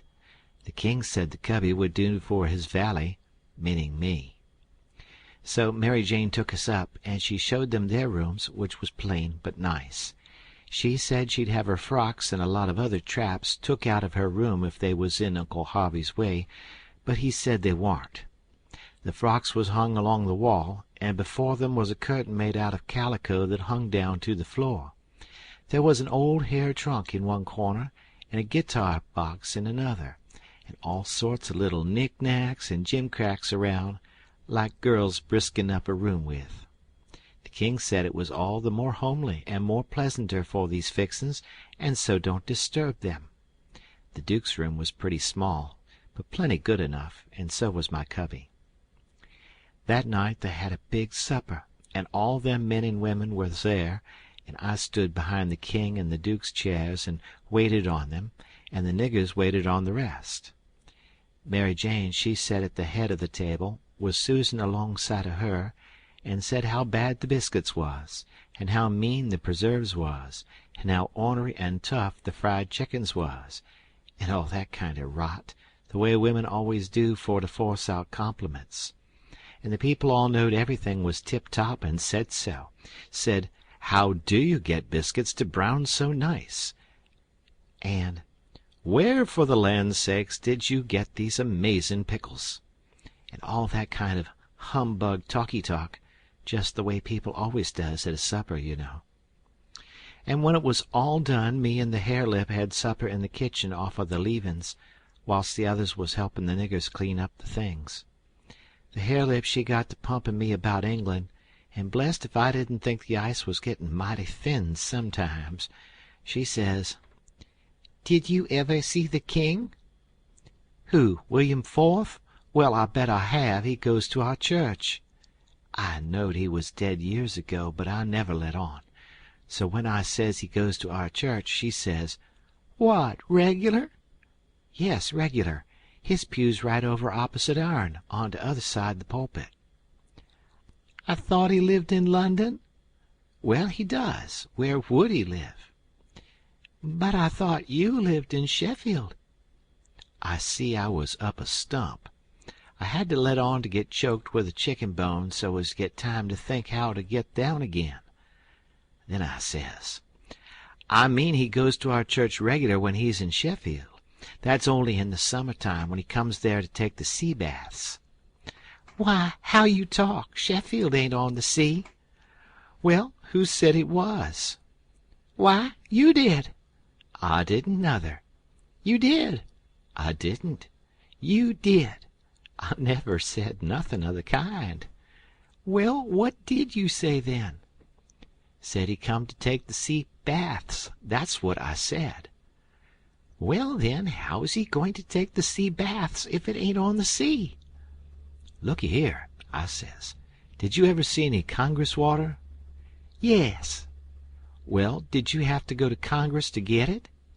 "Why, no." "Well, neither does William Forth have to go to the sea to get a sea bath." "How does he get it, then?" "Gets it the way people down here gets Congress water, in barrels.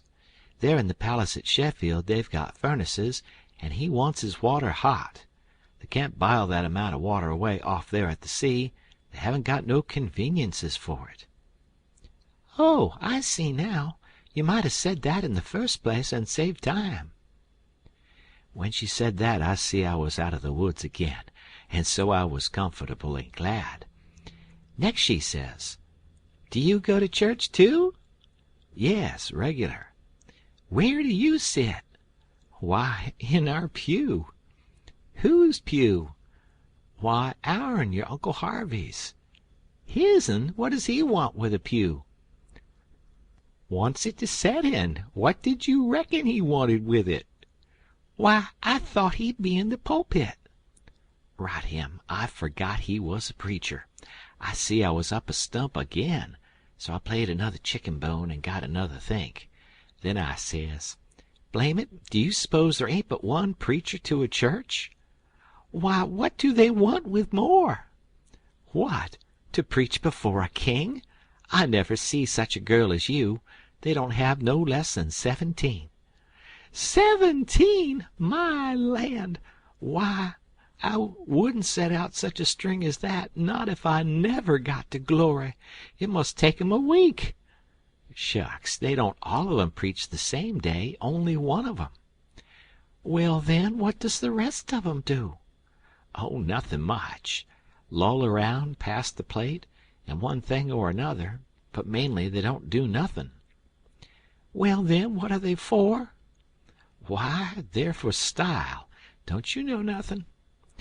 "Well, I don't want to know no such foolishness as that. How is servants treated in England? Do they treat 'em better'n we treat our niggers?" "No. A servant ain't nobody there. They treat 'em worse than dogs." "Don't they give 'em holidays the way we do? Christmas and New Year's week and 4th of July?" "Oh, just listen. A body could tell you hain't ever been to England by that. Why, why, Joanna, they never see a holiday from year's end to year's end. Never go to the circus, nor theater, nor nigger shows, nor nowheres." "Nor church?" "Nor church." "But you always went to church." "Well, I was gone up again. I forgot I was the old man's servant. But next minute I whirled in on a kind of an explanation how a valet was different from a common servant, and had to go to church whether he wanted to or not, and set with the family on account of its being the law. But I didn't do it pretty good, and when I got done I see she warn't satisfied. She says, "Honest Injun, now, hain't you been telling me a lot of lies?" "Honest Injun," says I. "None of it at all?" "None of it at all. Not a lie in it," says I. Lay your hand on this book and say it." I see it warn't nothing but a dictionary, so I laid my hand on it and said it. So then she looked a little better satisfied and says, "Well, then, I'll believe some of it, but I hope to gracious if I'll believe the rest." "What is it that you won't believe, Joe?" says Mary Jane, stepping in with Susan behind her. "It ain't right nor kind of you to talk so to him, and him a stranger and so far from his people. How would you like to be treated so?" "That's always your way, Mame, always sailin' in to help somebody before they're hurt. I ain't done nothin' to him. He's told some stretchers, I reckon, and I said I wouldn't swallow it all, and that's every bit and grain I did say. I reckon he can stand a little thing like that, can't he?" "I don't care whether 'twas little or whether 'twas big. He's here in our house and a stranger, and it wasn't good of you to say it.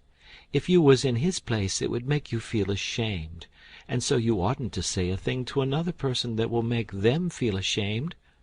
"Why, Mame, he said—" "It don't make no difference what he said. That ain't the thing. The thing is for you to treat him kind, and not be saying things to make him remember he ain't in his own country and amongst his own folks." I says to myself, this is a girl that I'm letting that old reptile rob her of her money. Then Susan, she waltzed in, and if you'll believe me, she did give Harelip hark from the tomb. Says I to myself, and this is another one that I'm letting him rob her of her money. Then Mary Jane, she took another inning and went in sweet and lovely again, which was her way, but when she got done there weren't hardly anything left to old poor Harelip. So she hollered. "All right, then," says the other girls. "You just ask his pardon." She done it, too, and she done it beautiful. She done it so beautiful it was good to hear, and I wished I could tell her 1,000 lies so she could do it again. I says to myself, this is another one that I'm letting him rob her of her money. And when she got through they all just laid theirselves out to make me feel at home and know I was amongst friends. I felt so ornery and low down and mean that I says to myself, my mind's made up. I'll have that money for them or bust. So then I lit out. For bed, I said, meaning some time or another. When I got by myself, I went to thinking the thing over. I says to myself, shall I go to that doctor, private, and blow on these frauds? No, that won't do. He might tell who told him. Then the king and the duke would make it warm for me. Shall I go private and tell Mary Jane? No, I dasn't do it. Her face would give them a hint, sure. They've got the money, and they'd slide right out and get away with it. If she was to fetch in help, I'd get mixed up in the business before it was done with, I judge. No, there ain't no good way but one.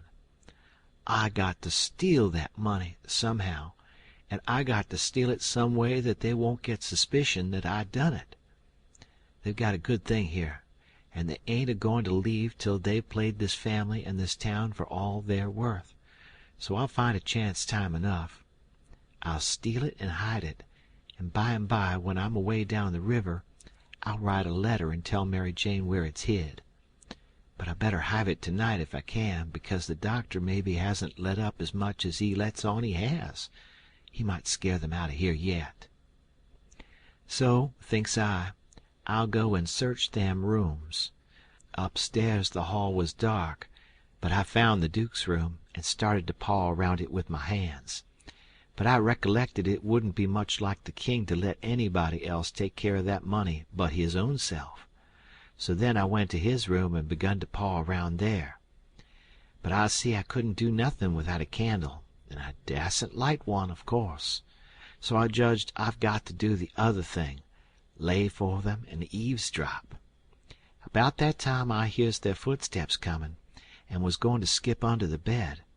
I reached for it, but it wasn't where I thought it would be.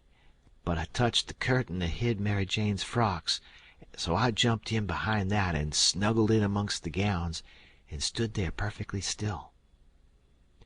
They come in and shut the door, and the first thing the Duke done was to get down and look under the bed. Then I was glad I hadn't found the bed when I wanted it. And yet, you know, it's kind of natural to hide under the bed when you're up to anything private. They sets down then, and the king says, Well, what is it? And cut it middlin' short, because it's better for us to be down there a whoopin' up the mornin' than up here givin' 'em a chance to talk us over. Well, this is it, Capet. I ain't easy, I ain't comfortable. That doctor lays on my mind. I wanted to know your plans. I've got a notion, and I think it's a sound one. What is it, Duke? That we better glide out of this before 3 in the mornin' and clip it down the river with what we've got. Especially seeing we got it so easy, given back to us, flung at our heads, as you may say, when of course we allowed to have to steal it back. I'm for knocking off and lighting out. That made me feel pretty bad. About an hour or two ago it would have been a little different, but now it made me feel bad and disappointed. The king rips out and says, What? And not sell out the rest of the property? March off like a passel of fools and leave $8,000 or $9,000 worth of property layin' around just sufferin' to be scooped in? And all good saleable stuff, too. The Duke, he grumbled, said the bag of gold was enough, and he didn't want to go no deeper, didn't want to rob a lot of orphans of everything they had. Why, how you talk, says the king. We shan't rob them of nothing at all but just this money. The people that buys the property is the sufferers, because as soon as it's found out that we didn't own it, which won't be long after we've slid, the sale won't be valid, and it'll all go back to the estate. These yer orphans will get their house back again, and that's enough for them. They're young and spry, and can easy earn a livin'. They ain't a-goin' to suffer. Why, just think, there's thousands and thousands that ain't nigh so well off. Bless you, they ain't got nothin' to complain of. Well, the king he talked him blind, so at last he give in and said all right, but said he believed it was blamed foolishness to stay and that doctor hanging over them. But the king says, Cuss the doctor. What do we care for him? Hain't we got all the fools in town on our side? And ain't that a big enough majority in any town? So they got ready to go downstairs again. The Duke says, I don't think we put that money in a good place. That cheered me up. I'd begun to think I warn't going to get a hint of no kind to help me. The king says, Why? Because Mary Jane'll be in mourning from this out. And first you know, the nigger that does up the rooms will get an order to box these duds up and put 'em away. And do you reckon a nigger can run across money and not borrow some of it? Your head's level again, Duke, says the king, and he comes a-fumbling under the curtain 2 or 3 foot from where I was. I stuck tight to the wall and kept mighty still, though quivery, and I wondered what them fellows would say to me if they catched me, and I tried to think what I'd better do if they did catch me. But the king he got the bag before I could think more than about half a thought, and he never suspicioned I was around.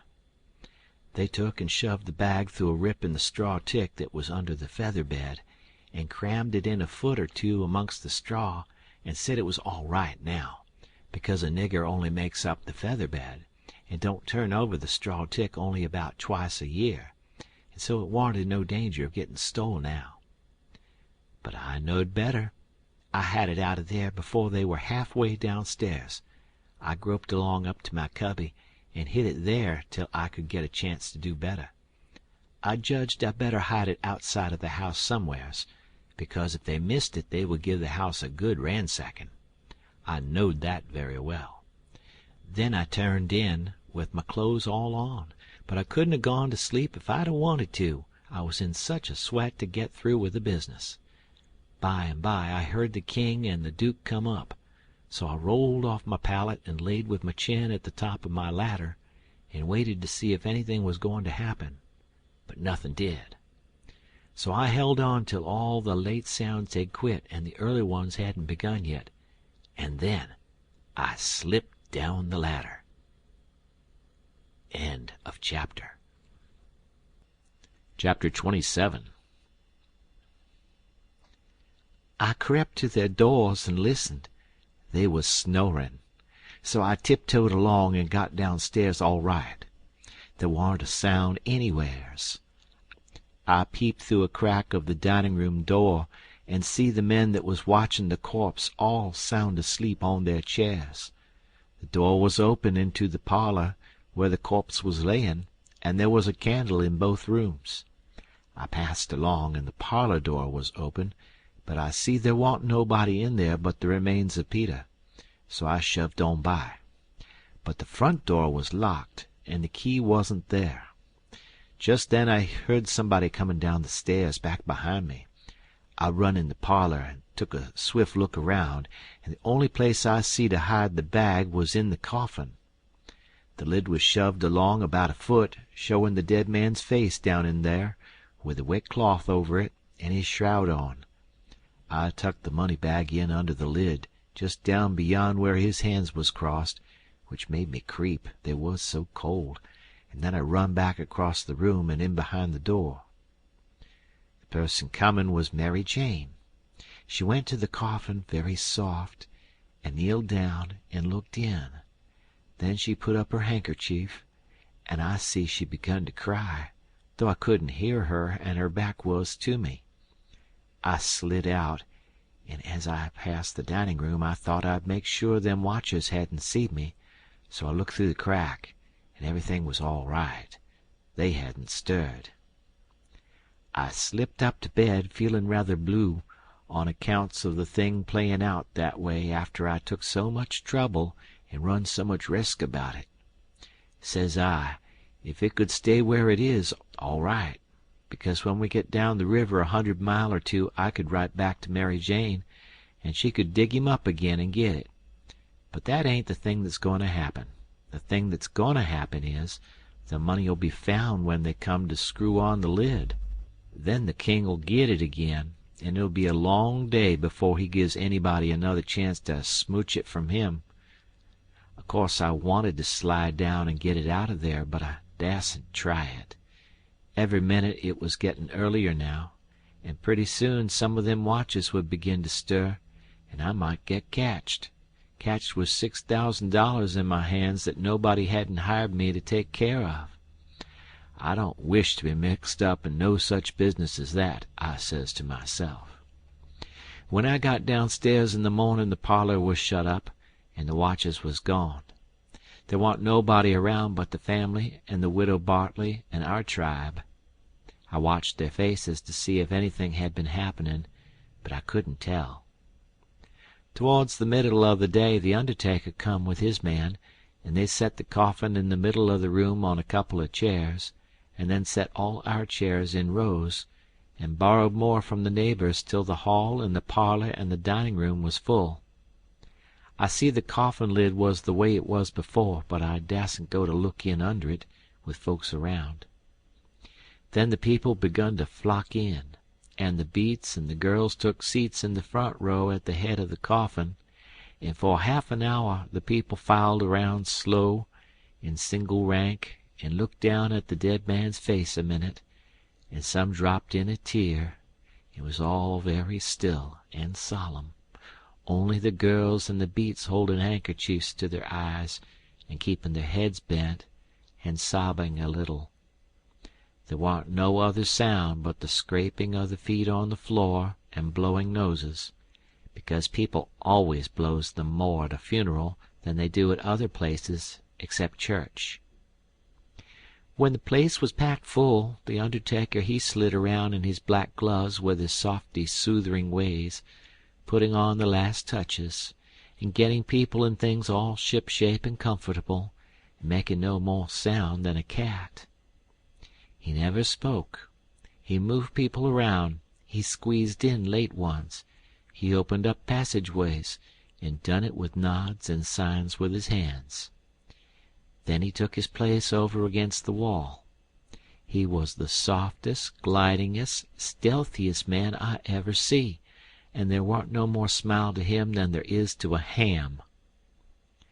They had borrowed a melodeon, a sick one, and when everything was ready a young woman set down and worked it, and it was pretty squeaky and colicky, and everybody joined in and sung, and Peter was the only one that had a good thing according to my notion.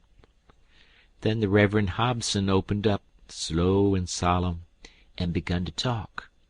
And straight off the most outrageous row busted out in the cellar a body ever heard. It was only one dog, but he made a most powerful racket, and he kept it up right along. The parson he had to stand there over the coffin and wait.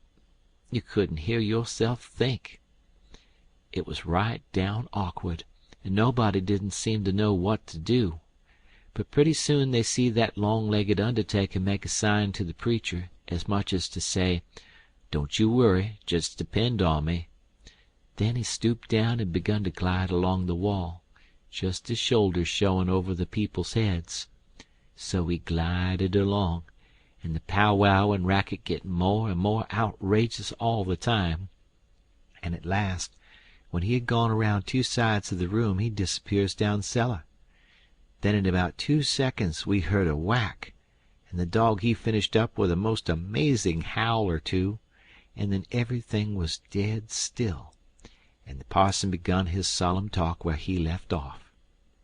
In a minute or two here comes this undertaker's back and shoulders gliding along the wall again, and so he glided and glided around 3 sides of the room, and then rose up and shaded his mouth with his hands, and stretched his neck out towards the preacher, over the people's heads, and says, in a kind of a coarse whisper, he had a rat. Then he drooped down and glided along the wall again to his place. You could see it was a great satisfaction to the people, because naturally they wanted to know. A little thing like that don't cost nothing, and it's just the little things that makes a man to be looked up to and liked.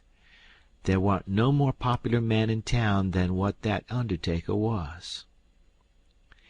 Well, the funeral sermon was very good, but p'ison long and tiresome, and then the king he shoved in and got off some of his usual rubbage, and at last the job was through, and the undertaker begun to sneak up on the coffin with his screwdriver. I was in a sweat then, and watched him pretty keen. But he never meddled at all, just slid the lid along as soft as mush, and screwed it down tight and fast. So there I was. I didn't know whether the money was in there or not. So, says I, suppose somebody has hogged that bag on the sly. Now how do I know whether to write to Mary Jane or not? Suppose she dug him up and didn't find nothing, what would she think of me? Blame it, I says, I might get hunted up and jailed. I'd better lay low and keep dark, and not write at all.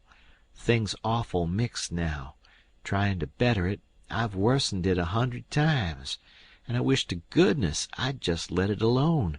Dad fetched the whole business. They buried him, and we come back home, and I went to watching faces again.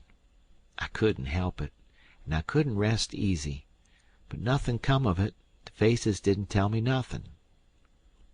The king he visited around in the evening, and sweetened everybody up, and made himself ever so friendly, and he give out the idea that his congregation over in England would be in a sweat about him, so he must hurry and settle up the estate right away and leave for home. He was very sorry he was so pushed, and so was everybody. They wished he could stay longer, but they said they could see it couldn't be done. And he said of course him and William would take the girls home with them, and that pleased everybody too, because then the girls would be well fixed and amongst their own relations. And it pleased the girls too, tickled them so they clean forgot they ever had a trouble in the world, and told him to sell out as quick as he wanted to, they will be ready. Them poor things was that glad and happy it made my heart ache to see them getting fooled and lied to so, but I didn't see no safe way for me to chip in and change the general tune. Well, blamed if the king didn't build the house and the niggers and all the property for auction straight off, sale 2 days after the funeral, but anybody could buy private beforehand if they wanted to. So the next day after the funeral, along about noontime, the girl's joy got the first jolt. A couple of nigger traders come along, and the king sold them the niggers reasonable, for 3-day drafts, as they called it, and away they went, the 2 sons up the river to Memphis, and their mother down the river to Orleans. I thought them poor girls and them niggers would break their hearts for grief. They cried around each other, and took on so it most made me down sick to see it. The girls said they hadn't ever dreamed of seeing the family separated or sold away from the town. I can't ever get it out of my memory, the sight of them poor miserable girls and niggers hanging around each other's necks and crying, and I reckon I couldn't have stood it at all, but would have had to bust out and tell on our gang if I hadn't knowed the sale warn't no account and the niggers would be back home in a week or 2. The thing made a big stir in the town, too, and a good many come out flat-footed and said it was scandalous to separate the mother and the children that way. It injured the frauds some, but the old fool he bulled right along, spite of all the Duke could say or do, and I tell you the Duke was powerful uneasy. Next day was auction day. About broad day in the morning, the king and the Duke come up in the garret and woke me up, and I see by their look that there was trouble. The king says, "Was you in my room night before last?" "No, your majesty," which was the way I always called him when nobody but our gang warn't around. "Was you in there yesterday or last night?" "No, your majesty." "Honor bright now, no lies." "Honor bright, your majesty, I'm telling you the truth. I hain't been near your room since Miss Mary Jane took you and the Duke and showed it to you." The Duke says, "Have you seen anyone else go in there?" "No, your grace, not as I remember, I believe." "Stop and think." I studied a while and see my chance. Then I says, "Well, I see the niggers go in there several times." Both of them give a little jump, and looked like they hadn't ever expected it, and then like they had. Then the Duke says, "What? All of them?" "No, leastwise not all at once. That is, I don't think I ever see them all come out at once, but just one time." "Hello, when was that?" "It was the day we had the funeral. In the morning. It warn't early, 'cause I overslept. I was just starting down the ladder and I see them." "Well, go on, go on. What did they do? How did they act?" "They didn't do nothin', and they didn't act anyway much, as fur as I see. They tiptoed away. So I seen easy enough that they'd shoved in there to do up your majesty's room or something, supposin' you was up, and found you warn't up, and so they was hopin' to slide out of the way of trouble without waking you up, if they hadn't already waked you up." "Great guns, this is a go," says the king, and both of them looked pretty sick and tolerable silly. They stood there a-thinkin' and scratchin' their heads a minute, and the Duke he bust into a kind of a little raspy chuckle and says, "It does beat all how neat the niggers played their hand. They let on to be sorry they was going out of this region, and I believe they was sorry, and so did you, and so did everybody. Don't ever tell me any more that a nigger ain't got any histrionic talent. Why, the way they played that thing, it would fool anybody. In my opinion, there's a fortune in 'em. If I had capital and a theater, I wouldn't want a better layout than that. And here we've gone and sold 'em for a song. Yes, and ain't privileged to sing the song yet.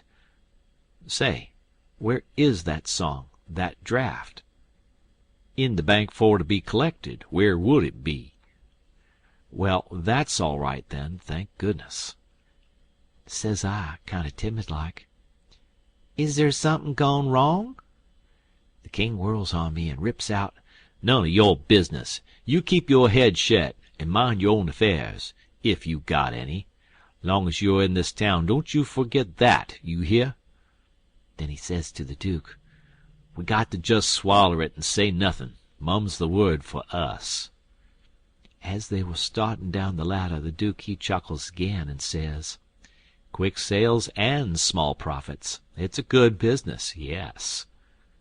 The king snarls around on him and says, I was tryin' to do for the best in sellin' 'em out so quick. If the profits had turned out to be none, lackin' consid'able, an' none to carry, is it my fault any more'n it's yourn?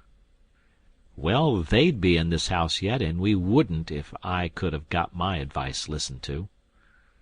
The king sassed back as much as was safe for him, and then swapped around and lit into me again. He give me down the banks for not comin' and tellin' him I see the niggers come out of his room actin' that way. Said any fool would ha' knowed somethin' was up. Then waltzed in and cussed himself a while, and said it all come of him not layin' late and takin' his natural rest that mornin', and he'd be blamed if he'd ever do it again. So they went off a jawin', and I felt dreadful glad I'd worked it all off onto the niggers, and yet hadn't done the niggers no harm by it. End of chapter. Chapter 28. By and by it was getting up time, so I come down the ladder and started for downstairs. But as I come to the girls' room the door was open, and I see Mary Jane settin' by her old hair trunk, which was open, and she'd been packin' things in it, gettin' ready to go to England. But she had stopped now with a folded gown in her lap, and had her face in her hands, crying. I felt awful bad to see it. Of course anybody would. I went in there and says, Miss Mary Jane, you can't a-bear to see people in trouble, and I can't, most always. Tell me about it. So she done it, and it was the niggers. I just expected it. She said the beautiful trip to England was most about spoiled for her.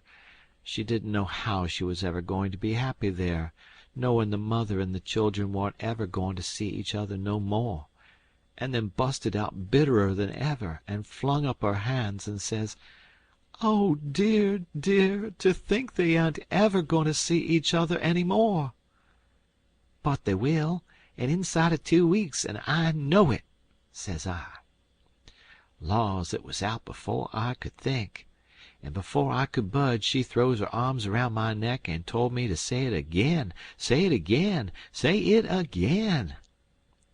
I see I had spoke too sudden and said too much, and was in a close place.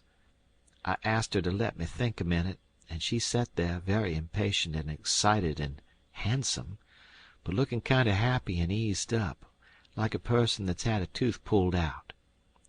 So I went to studying it out. I says to myself, I reckon a body that ups and tells the truth when he is in a tight place is taking considerable many risks, though I ain't had no experience, and can't say for certain. But it looks so to me, anyway, and yet here's a case where I'm blessed if it don't look to me like the truth is better and actually safer than a lie. I must lay it by in my mind, and think it over some time or other. It's so kind of strange and unregular. I never seen nothing like it. Well, I says to myself at last, I'm a-going to chance it.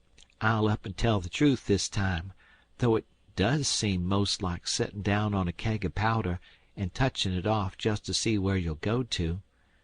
Then I says, Miss Mary Jane, is there any place out of town a little ways where you could go and stay 3 or 4 days? Yes, Mr. Lothrop's. Why? Never mind why yet. If I tell you how I know the niggers will see each other again inside of 2 weeks, here in this house, and prove how I know it, will you go to Mr. Lothrop's and stay 4 days? 4 days, she says. I'll stay a year. All right, I says. I don't want nothing more out of you than just your word. I'd druther have it than another man's kissed the Bible. She smiled and reddened up very sweet, and I says, If you don't mind it, I'll shut the door and bolt it. Then I come back and set down again and says, Don't you holler. Just set still and take it like a man. I got to tell the truth, and you want to brace up, Miss Mary, because it's a bad kind and going to be hard to take, but there ain't no help for it. these uncles of yourn ain't no uncles at all. They're a couple of frauds, regular deadbeats. There, now we're over the worst of it, you can stand the rest middlin' easy." It jolted her up like everything, of course, but I was over the shoal water now, so I went right along, her eyes a blazin' higher and higher all the time, and told her every blame thing, from where we first struck that young fool goin' up to the steamboat, clear through to where she flung herself on to the king's breast at the front door, and he kissed her 16 or 17 times, and then up she jumps with her face afire like sunset, and says, "The brute! Come, don't waste a minute, not a second. We'll have them tarred and feathered and flung in the river." Says I, "Certainly, but do you mean before you go to Mr. Lothrop's, or—" "Oh," she says, "what am I thinking about?" she says, and set right down again. "Don't mind what I said, please don't. You won't now, will you?" laying her silky hand on mine in that kind of a way that I said I would die first. "I never thought I was so stirred up," she says. "Now go on, and I won't do so any more. You tell me what to do, and whatever you say, I'll do it." "Well," I says, "it's a rough gang, them two frauds, and I'm fixed so I've got to travel with them a while longer, whether I want to or not. I'd druther not tell you why, and if you was to blow on them this town would get me out of their claws, and I'd be all right, but there'd be another person that you don't know about who'd be in big trouble. Well, we got to save him, hain't we? Of course. Well, then, we won't blow on them." Saying them words put a good idea in my head. I see how maybe I could get me and Jim rid of the frauds, get them jailed here and then leave.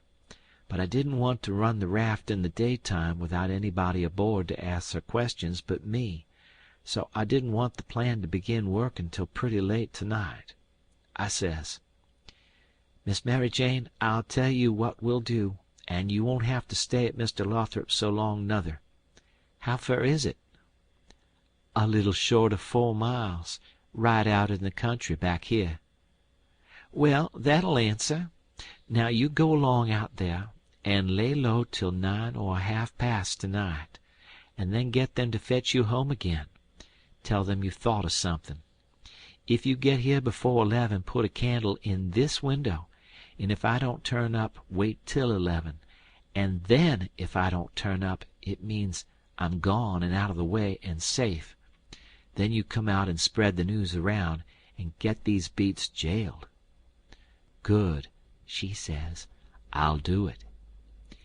"And if it just happens so that I don't get away, but get took up along with them, you must up and say I told you the whole thing beforehand, and you must stand by me all you can."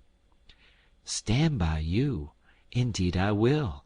They shan't touch a hair of your head," she says, and I see her nostrils spread and her eyes snap when she said it too.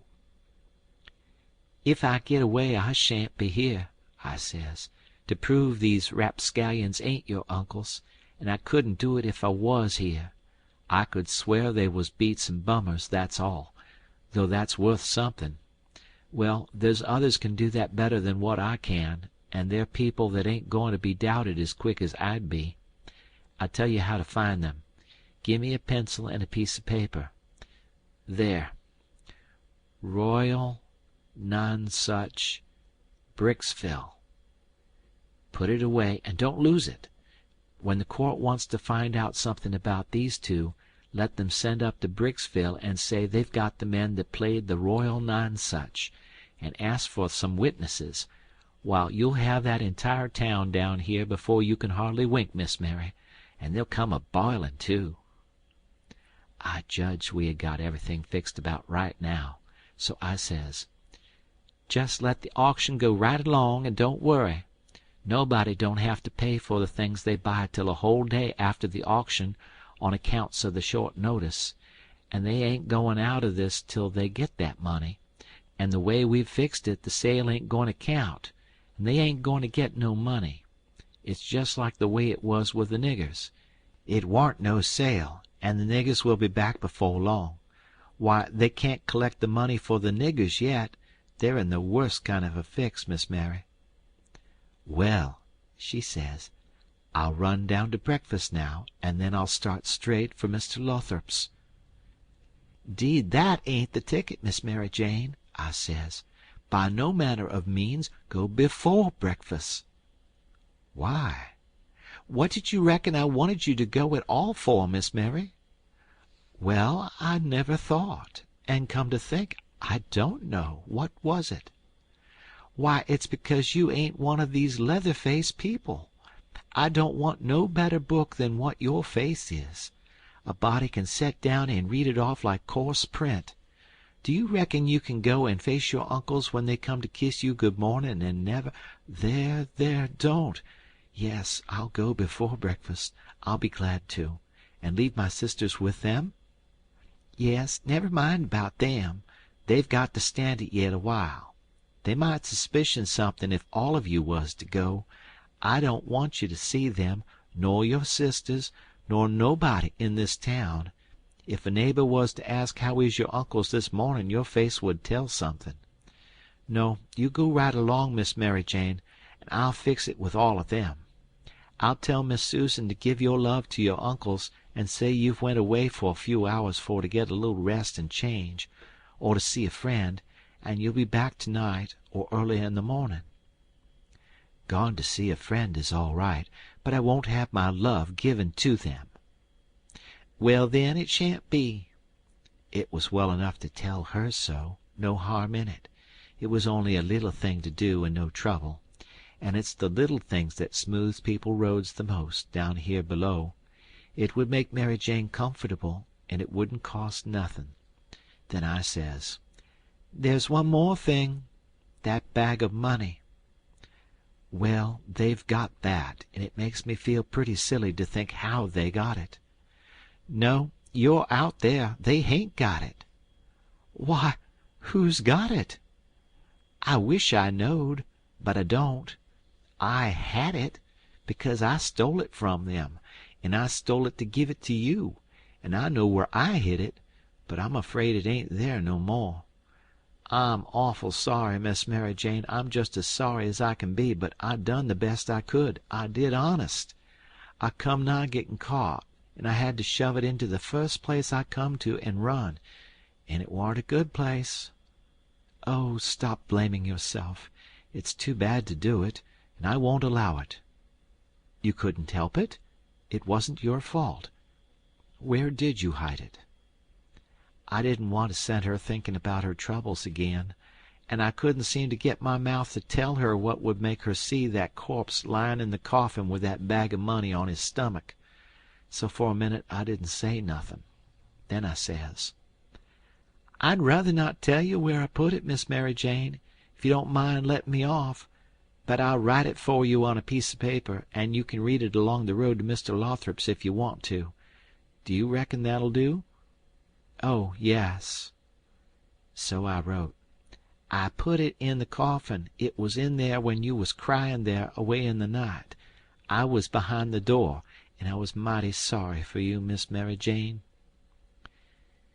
It made my eyes water a little to remember her crying there, all by herself, in the night, and them devils lying there right under her own roof, shaming her and robbing her, and when I folded it up and give it to her, I see the water come into her eyes, too, and she shook me by the hand hard and says, "Good-bye. I'm going to do everything just as you've told me, and if I don't ever see you again, I shan't ever forget you, and I'll think of you a many and many a time, and I'll pray for you, too." And she was gone. Pray for me! I reckoned if she'd knowed me, she'd take a job that was more nearer her size. But I bet she done it just the same. She was just that kind. She had the grit to pray for Judas if she took the notion. There warn't no back down to her, I judge. You may say what you want to, but in my opinion she had more sand in her than any girl I ever see. In my opinion she was just full of sand. It sounds like flattery, but it ain't no flattery, And when it comes to beauty, and goodness too, she lays over them all. I hain't ever seen her since that time that I see her go out that door. No, I hain't ever seen her since, but I reckon I've thought of her a many and a many a million times, and of her saying she would pray for me. And if ever I'd a thought it would do any good for me to pray for her, blamed if I wouldn't have done it or bust. Well, Mary Jane, she lit out the back way, I reckon, because nobody see her go. When I struck Susan and the Harelip, I says, "What's the name of them people over on the other side of the river that you all goes to see sometimes?" They says, "There's several, but it's the Proctors mainly." "That's the name," I says. "I 'most forgot it. Well, Miss Mary Jane, she told me to tell you she's gone over there in a dreadful hurry. One of them's sick." "Which one?" "I don't know. Leastways, I kinder forget, but I thinks it's... Sakes alive, I hope it ain't Hanner." "I'm sorry to say it," I says, "but Hanner's the very one." "My goodness! And she's so well only last week. Is she took bad?" "It ain't no name for it. They sit up with her all night, Miss Mary Jane said, and they don't think she'll last many hours." "Only think of that now! What's the matter with her?" I couldn't think of anything reasonable right off that way, so I says, "Mumps." "Mumps your granny! They don't set up with people that's got the mumps." "They don't they? You better bet they do with these mumps. These mumps is different. It's a new kind, Miss Mary Jane said." "How's it a new kind?" "Because it's mixed up with other things." "What other things?" "Well, measles, and whooping cough, and erysipelas, and consumption, and yellow janders, and brain fever, and I don't know what all." "My land! And they call it the mumps?" "That's what Miss Mary Jane said." "Well, what in the nation do they call it the mumps for?" "Why, because it is the mumps. That's what it starts with." "Well, there ain't no sense in it. A body might stump his toe and take poison and fall down the well and break his neck and bust his brains out, and somebody come along and ask what killed him, and some numbskull up and say, 'Why, he stumped his toe.' Would there be any sense in that?" "No, and there ain't no sense in this, nuther. Is it ketchin'?" "Is it ketchin'? Why, how you talk! Is a harrow catchin' in the dark? If you don't hitch on to one tooth, you're bound to on another, ain't you? And you can't get away with that tooth without fetchin' the whole harrow along, can you? Well, these kind of mumps is a kind of a harrow, as you may say, and it ain't no slouch of a harrow nuther, you come to get it hitched on good." "Well, it's awful, I think," says the Harelip. "I go to Uncle Harvey and—" "Oh, yes," I says, "I would. Of course I would. I wouldn't lose no time." "Well, why wouldn't you?" "Just look at it a minute, and maybe you can see. Hain't your uncles obleeged to get along home to England as fast as they can? And do you reckon they be mean enough to go off and leave you to go all that journey by yourselves? You know they'll wait for you. So fur, so good. Your Uncle Harvey's a preacher, ain't he? Very well, then. Is a preacher going to deceive a steamboat clerk? Is he going to deceive a ship clerk, so as to get them to let Miss Mary Jane go aboard? Now you know he ain't. What will he do, then? Why, he'll say, 'It's a great pity, but my church matters has got to get along the best way they can, for my niece has been exposed to the dreadful pluribus unum mumps, and so it's my bounden duty to set down here and wait the 3 months it takes to show on her if she's got it. But never mind, if you think it's best to tell your Uncle Harvey—" "Shucks, and stay fooling around here when we could all be having good times in England, whilst we was waiting to find out whether Mary Jane's got it or not? Why, you talk like a muggins." "Well, anyway, maybe you better tell some of the neighbors." "Listen at that, now! You do beat all for natural stupidness. Can't you see that they go and tell? There ain't no way but just to not tell anybody at all." "Well, maybe you're right. Yes, I judge you are right." "But I reckon we ought to tell Uncle Harvey she's gone out a while, anyway, so he won't be uneasy about her." "Yes, Miss Mary Jane, she wanted you to do that. She says, 'Tell them to give Uncle Harvey and William my love and a kiss, and say I've run over the river to see What is the name of that rich family your Uncle Peter used to think so much of? I mean the one that—" "Why, you must mean the Apthorps, ain't it?" "Of course. Bother them kinds of names. A body can't ever seem to remember them half the time, somehow. Yes, she says she had to run over for to ask the Apthorps to be sure and come to the auction and buy this house, because she allowed her Uncle Peter would rather they had it than anybody else, and she's going to stick to them till they say they'll come, and then, if she ain't too tired, she's coming home, and if she is, she'll be home in the morning anyway. She said, don't say nothing about the Proctors, but only about the Apthorps, which be perfectly true, because she is going there to speak about their buying the house. I know it because she told me so herself." "All right," they said, and cleared out to lay for the uncles and give them the love and the kisses and tell them the message. Everything was all right now. The girls wouldn't say nothing because they wanted to go to England, and the king and the duke would rather Mary Jane was off working for the auction than around in reach of Dr. Robinson. I felt very good. I judged I had done it pretty neat. I reckoned Tom Sawyer couldn't have done it no neater himself. Of course, he would have throwed more style into it, but I can't do that very handy, not being brung up to it. Well, they held the auction in the public square, along towards the end of the afternoon, and it strung along, and the old man he was on hand and looking his level poisonous, up there alongside of the auctioneer, and chipping in a little scripture now and then, or a little goody-goody saying of some kind, and the duke he was around goo-gooing for sympathy all he knowed how, and just spreading hisself generally. But by and by the thing dragged through, and everything was sold, everything but a little old trifling lot in the graveyard. So they got to work that off. I never seen such a giraffe as the king was for wanting to swallow everything. Well, whilst they was at it, a steamboat landed, and in about 2 minutes up comes a crowd a whooping and yelling and laughing and carrying on and singing out, "Here's your opposition line. Here's your 2 sets of heirs to old Peter Wilkes, and you pays your money and you takes your choice." End of chapter. Chapter 29.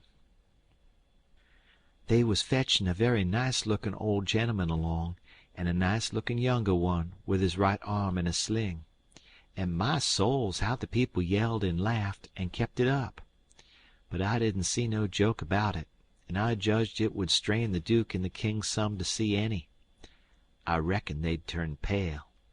But no, nary a pale did they turn. The duke he never let on he suspicioned what was up, but just went a goo-gooing around, happy and satisfied, like a jug that's googling out buttermilk. And as for the king, he just gazed and gazed down sorrowful on them newcomers like it give him the stomach ache in his very heart to think there could be such frauds and rascals in the world. Oh, he done it admirable. Lots of the principal people gathered round the king to let him see they was on his side. That old gentleman that had just come looked all puzzled to death. Pretty soon he begun to speak, and I see straight off he pronounced like an Englishman. Not the king's way, though the king's was pretty good for an imitation. I can't give the old gent's words, nor I can't imitate him, but he turned around to the crowd and says, about like this: "This is a surprise to me which I wasn't looking for, and I'll acknowledge, candid and frank, I ain't very well fixed to meet it and answer it. For my brother and me has had misfortunes. He's broke his arm, and our baggage got put off at a town above here last night, in the night by mistake. I am Peter Wilkes's brother Harvey, and this is his brother William, which can't hear nor speak, and can't even make signs to amount to much, now's he's got only one hand to work them with. We are who we say we are, and in a day or two, when I get the baggage, I can prove it. But up till then I won't say nothing more, but go to the hotel and wait." So him and the new dummy started off, and the king he laughs and blethers out, "Broke his arm. Very likely, ain't it? And very convenient, too, for a fraud that's got to make signs and ain't learnt how. Lost their baggage. That's mighty good. And mighty ingenious under the circumstances." And so he laughed again, and so did everybody else, except 3 or 4, or maybe half a dozen. One of these was that doctor. Another one was a sharp-looking gentleman, with a carpet-bag of the old-fashioned kind made out of carpet stuff, that had just come off of the steamboat and was talking to him in a low voice, and glancing towards the king now and then and nodding their heads. It was Levi Bell, the lawyer that was gone up to Louisville, and another one was a big rough husky that come along and listened to all the old gentleman said, and was listening to the king now. And when the king got done, this husky up and says, "Say, looky here. If you are Harvey Wilkes, when did you come to this town?" "Day before the funeral, friend," says the king. "But what time of day?" "In the evening, about an hour or two before sundown." "How'd you come?" "I come down on the Susan Powell from Cincinnati." "Well, then, how'd you come to be up at the point in the morning in a canoe?" "I warn't up at the point in the morning." "It's a lie." Several of them jumped for him, begged him not to talk that way to an old man and a preacher. "Preacher be hanged. He's a fraud and a liar. He was up at the point that morning. I live up there, don't I? Well, I was up there, and he was up there. I see him there. He come in a canoe, along with Tim Collins and a boy." The doctor, he up and says, "Would you know the boy again if you was to see him, Hines?" "I reckon I would, but I don't know. Why, yonder he is now. I know him perfectly easy." It was me he pointed at. The doctor says, "Neighbors, I don't know whether the new couple is frauds or not, but if these two ain't frauds, I am an idiot, that's all. I think it's our duty to see that they don't get away from here till we've looked into this thing. Come along, Hines. Come along, the rest of you. We'll take these fellows to the tavern and affront them with the other couple, and I reckon we'll find out something before we get through." It was nuts for the crowd, though maybe not for the king's friends, so we all started. It was about sundown. The doctor he led me along by the hand, and was plenty kind enough, but he never let go my hand. We all got in a big room in the hotel, and lit up some candles, and fetched in the new couple. First the doctor says, "I don't wish to be too hard on these two men, but I think they're frauds, and they may have complices that we don't know nothing about. If they have, won't the accomplices get away with that bag of gold Peter Wilkes left? It ain't unlikely. If these men ain't frauds, they won't object to sending for that money and letting us keep it till they prove they're all right. Ain't that so?" Everybody agreed to that. So I judged they had our gang in a pretty tight place right at the outstart. But the king he only looked sorrowful, and says, "Gentlemen, I wish the money was there, but I ain't got no disposition to throw anything in the way of a fair, open, out-and-out investigation of this miserable business. But, alas, the money ain't there. You can send and see if you want to." "Where is it, then?" "Well, when my niece give it to me to keep for her, I took and hid it inside of the straw tick of my bed, not wishing to bank it for the few days we be here, and considering the bed a safe place, we not being used to niggers, and supposing 'em honest, like servants in England. The niggers stole it the very next morning after I went downstairs, and when I sold 'em I hadn't missed the money yit, so they got clean away with it. My servant here can tell you about it, gentlemen." The doctor and several said, Shucks! And I seen nobody didn't altogether believe him. One man asked me if I see the niggers steal it. I said no, but I see them sneaking out of the room and hustlin' away, and I never thought nothin', only I reckon they was afraid they had waked up my master and was tryin' to get away before he made trouble with them. That was all they asked me. Then the doctor whirls on me and says, "Are you English too?" I says yes, and him and some others laughed and says, "Stuff!" Well, then they sailed into the general investigation, and there we had it, up and down, hour in, hour out, and nobody never said a word about supper, nor ever seemed to think about it, and so they kept it up, and it was the worst mixed-up thing you ever see. They made the king tell his yarn, and they made the old gentleman tell his'n, and anybody but a lot of prejudiced chuckleheads would 'a seen that the old gentleman was spinning truth and the other one lies. And by they had me up to tell what I knowed.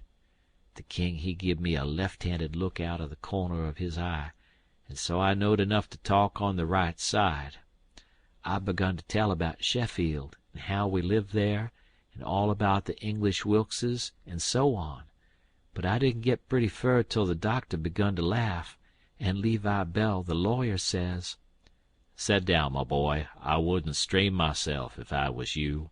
I reckon you ain't used to lyin'. It don't seem to come handy. What you want is practice. You do it pretty awkward." I didn't care nothin' for the compliment, but I was glad to be let off anyway. The doctor he started to say something, and turns and says, "If you'd been in town at first, Levi Bell," the king broke in and reached out his hand and says, "Why, is this my poor dead brother's old friend that he's wrote so often about?" The lawyer and him shook hands, and the lawyer smiled and looked pleased, and they talked right along a while, and then got to one side and talked low, and at last the lawyer speaks up and says, "That'll fix it. I'll take the order and send it, along with your brother's, and then they'll know it's all right." So they got some paper and a pen, and the king he set down and twisted his head to one side, and chawed his tongue, and scrawled off something. Then they give the pen to the duke, and then for the first time the duke looked sick, but he took the pen and wrote. So then the lawyer turns to the new old gentleman and says, "You and your brother please write a line or two and sign your names." The old gentleman wrote, but nobody couldn't read it.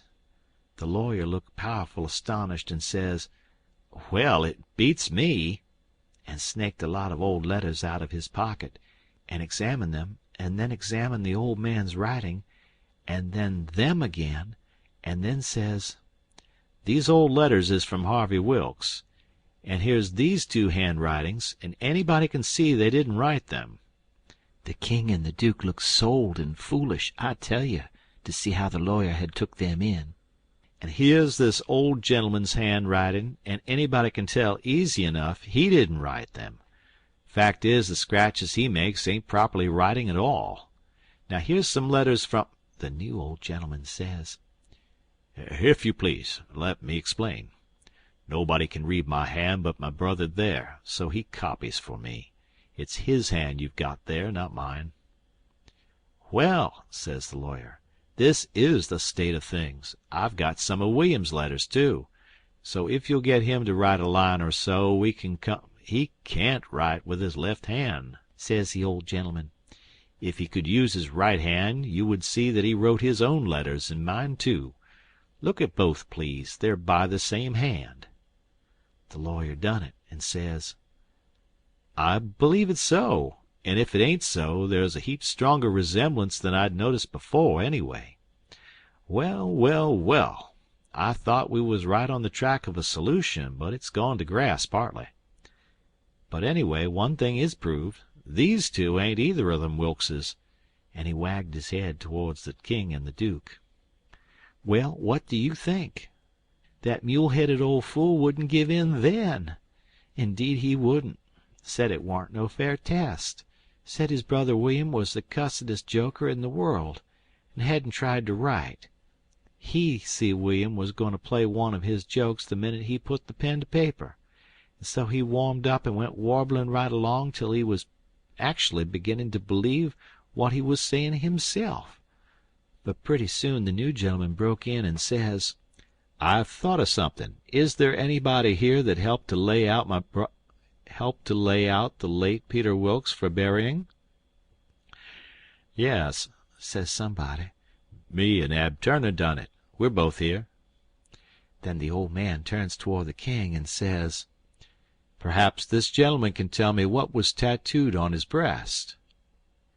Blamed if the king didn't have to brace up mighty quick, or he'd have squished down like a bluff bank that the river has cut under, it took him so sudden.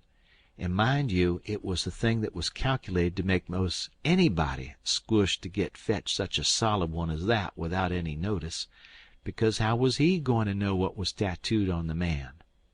He whitened a little. He couldn't help it, and it was mighty still in there, and everybody bending a little forwards and gazing at him. Says I to myself, now he'll throw up the sponge. There ain't no more use. Well, did he? A body can't hardly believe it, but he didn't. I reckon he thought he'd keep the thing up till he tired them people out, so they'd thin out and him and the Duke could break loose and get away. Anyway, he set there. Pretty soon he begun to smile and says, It's a very tough question, ain't it? Yes, sir, I can tell you what's tattooed on his breast. It's just a small, thin, blue arrow. That's what it is. And if you don't look close, you can't see it.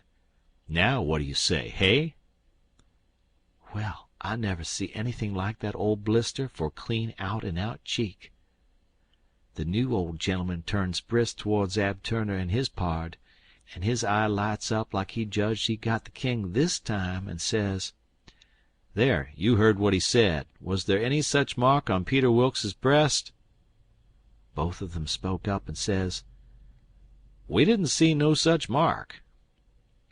"Good," says the old gentleman. "Now what you did see on his breast was a small, dim P and a B, which is an initial he dropped when he was young, and a W with dashes between them, so P-B-W. And he marked them that way on a piece of paper. Come, ain't that what you saw?" Both of them spoke up again and says, "No, we didn't. We didn't see any marks at all." Well, everybody was in a state of mind now, and they sings out, "The whole bilin' of 'em's frauds. Let's duck 'em. Let's drown 'em. Let's ride 'em on a rail."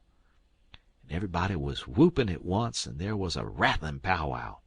But the lawyer he jumps on the table and yells and says, "Gentlemen, gentlemen, hear me just a word. Just a single word, if you please. There's one way yet. Let's go and dig up the corpse and look." That took them. "Hooray!" they all shouted, and was starting right off.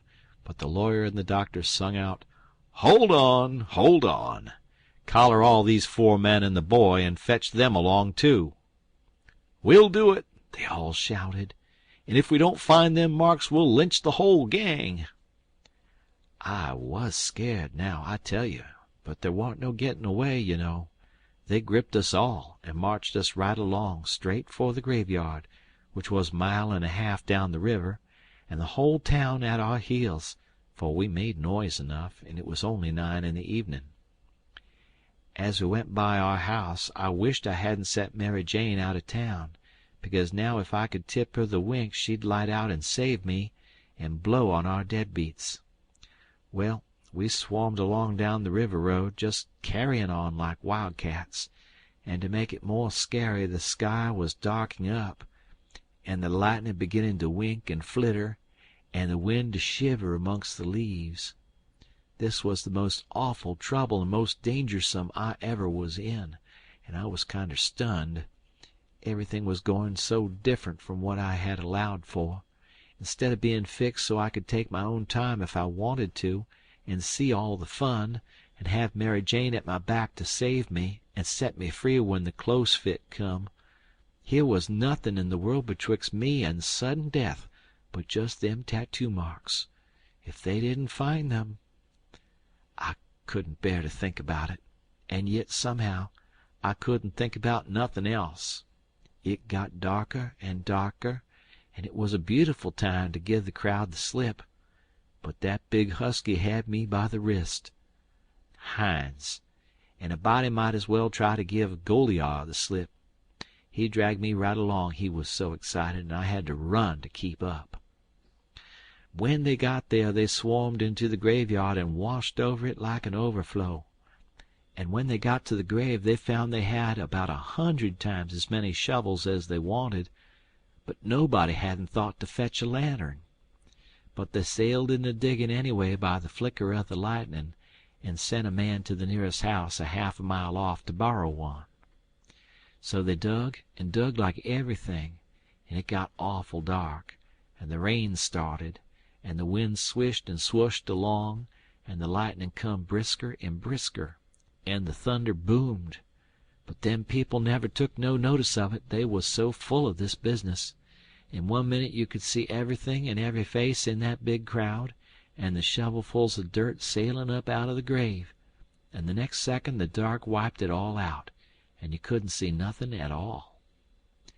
At last they got out the coffin and begun to unscrew the lid, and then another such crowding and shouldering and shoving as there was to scrooge in and get a sight you never see.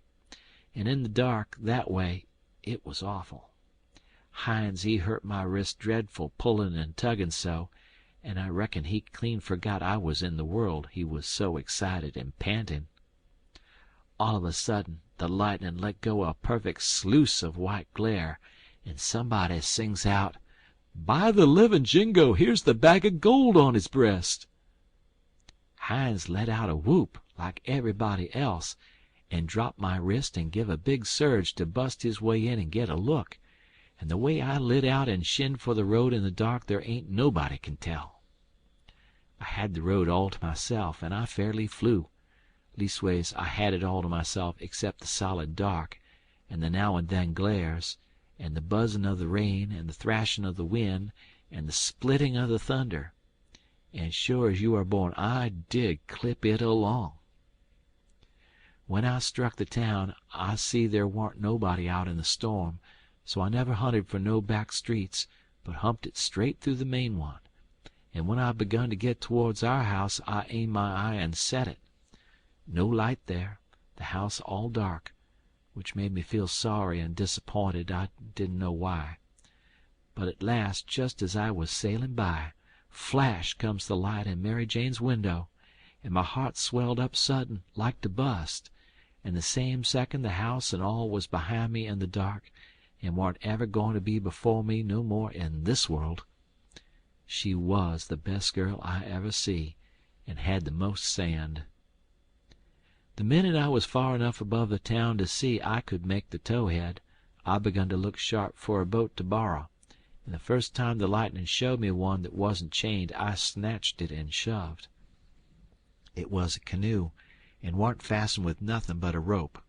The towhead was a rattling big distance off, away out there in the middle of the river, but I didn't lose no time, and when I struck the raft at last I was so fagged I would have just laid down to blow and gasp if I could have afforded it, but I didn't. As I sprung aboard I sung out, "Out with you, Jim, and set her loose! Glory be to goodness we're shut of them!" Jim lit out and was coming for me with both arms spread, he was so full of joy, but when I glimpsed him in the lightning, my heart shot up in my mouth and went overboard backwards, for I forgot he was old King Lear and a drownded Arab all in one, and it most scared the livers and lights out of me. But Jim fished me out, and was going to hug me and bless me and so on, he was so glad I was back and we was shut of the king and the duke, but I says, "Not now! Have it for breakfast! Have it for breakfast! Cut loose and let her slide!" So in 2 seconds away we went a-sliding down the river, and it did seem so good to be free again and all by ourselves on the big river, and nobody to bother us.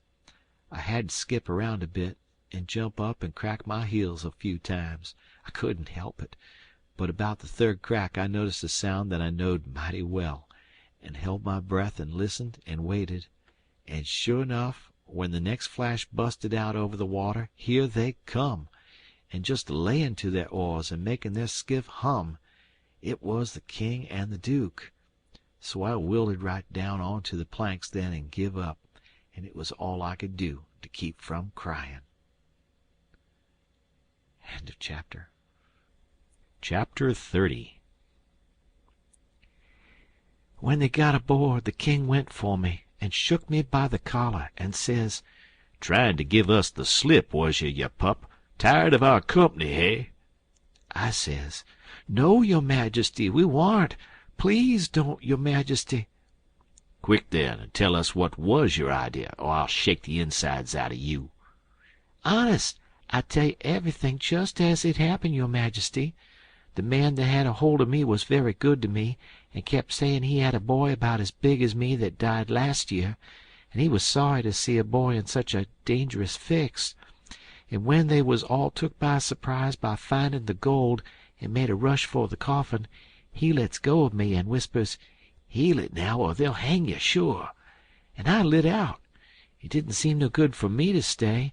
I couldn't do nothing, and I didn't want to be hung if I could get away. So I never stopped running till I found the canoe, and when I got here I told Jim to hurry, or they'd catch me and hang me yet, and said I was afeard you and the Duke wasn't alive now, and I was awful sorry, and so was Jim, and was awful glad when we see you coming, and you may ask Jim if I didn't." Jim said it was so, and the king told him to shut up, and said, "Oh, yes, it's mighty likely," and shook me up again, and said he reckoned he'd drown me. But the Duke says, "Leggo the boy, you old idiot. Would you have done any different? Did you inquire around for him when you got loose? I don't remember it."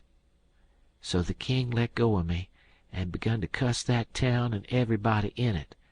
But the Duke says, "You better a blame sight give yourself a good cussin', for you're the one that's entitled to it most. You ain't done a thing from the start that had any sense in it, except comin' out so cool and cheeky with that imaginary blue arrow mark. That was bright. It was right down bully, and it was the thing that saved us. For if it hadn't been for that, they'd a jailed us till them Englishmen's baggage come, and then the penitentiary, you bet. But that trick took 'em to the graveyard, and the gold done us a still bigger kindness. For if the excited fools hadn't let go all holts and made that rush to get a look, we'd a slept in our cravats to-night. Cravats warranted to wear, too, longer than we'd need 'em." They was still a minute, thinking. Then the king says, kind o' absent-minded like,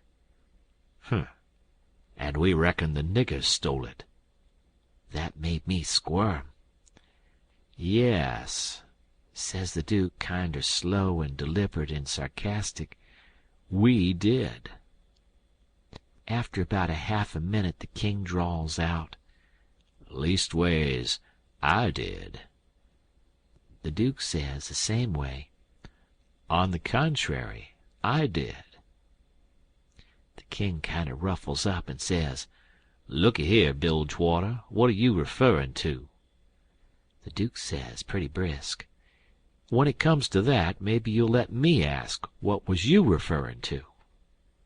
"Shucks," says the king, very sarcastic, "but I don't know. Maybe you was asleep and didn't know what you was about." The Duke bristles up now and says, "Oh, let up on this cussed nonsense. Do you take me for a blame fool? Don't you reckon I know who hid that money in that coffin?" "Yes, sir, I know you do know, because you done it yourself." "It's a lie," and the Duke went for him. The king sings out, "Take your hands off. Let go of my throat. I take it all back."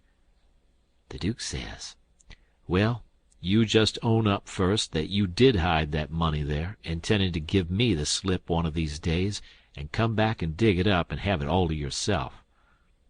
"Wait just a minute, Duke. Answer me this one question, honest and fair. If you didn't put the money there, say it, and I'll believe you, and take back everything I said." "You old scoundrel, I didn't, and you know I didn't. There now." "Well, then, I believe you.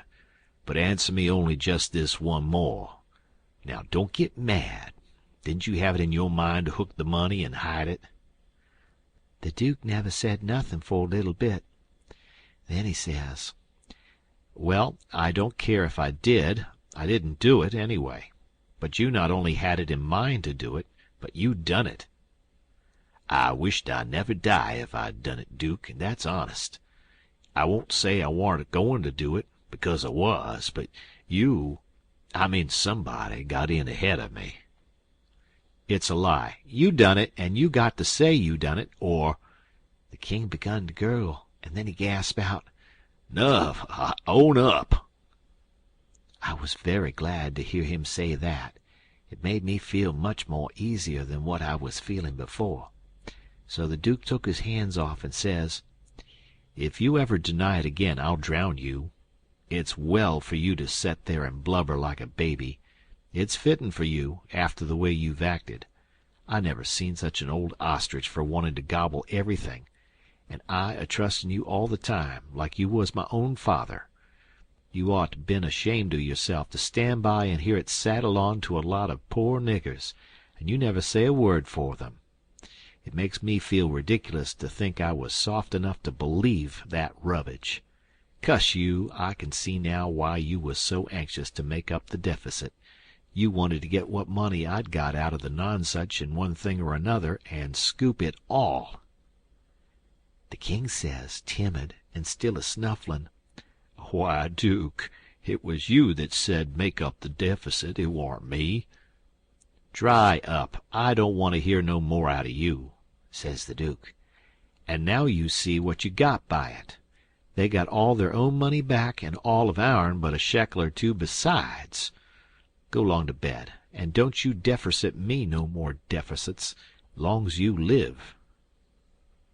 So the king sneaked into the wigwam and took to his bottle for comfort, and before long the Duke tackled his bottle, and so in about a half an hour they was as thick as thieves again, and the tighter they got the lovinger they got, and went off a-snoring in each other's arms. They both got powerful mellow, but I noticed the king didn't get mellow enough to forget to remember to not deny about hiding the money bag again. That made me feel easy and satisfied. Of course, when they got to snoring, we had a long gabble, and I told Jim everything. End of chapter.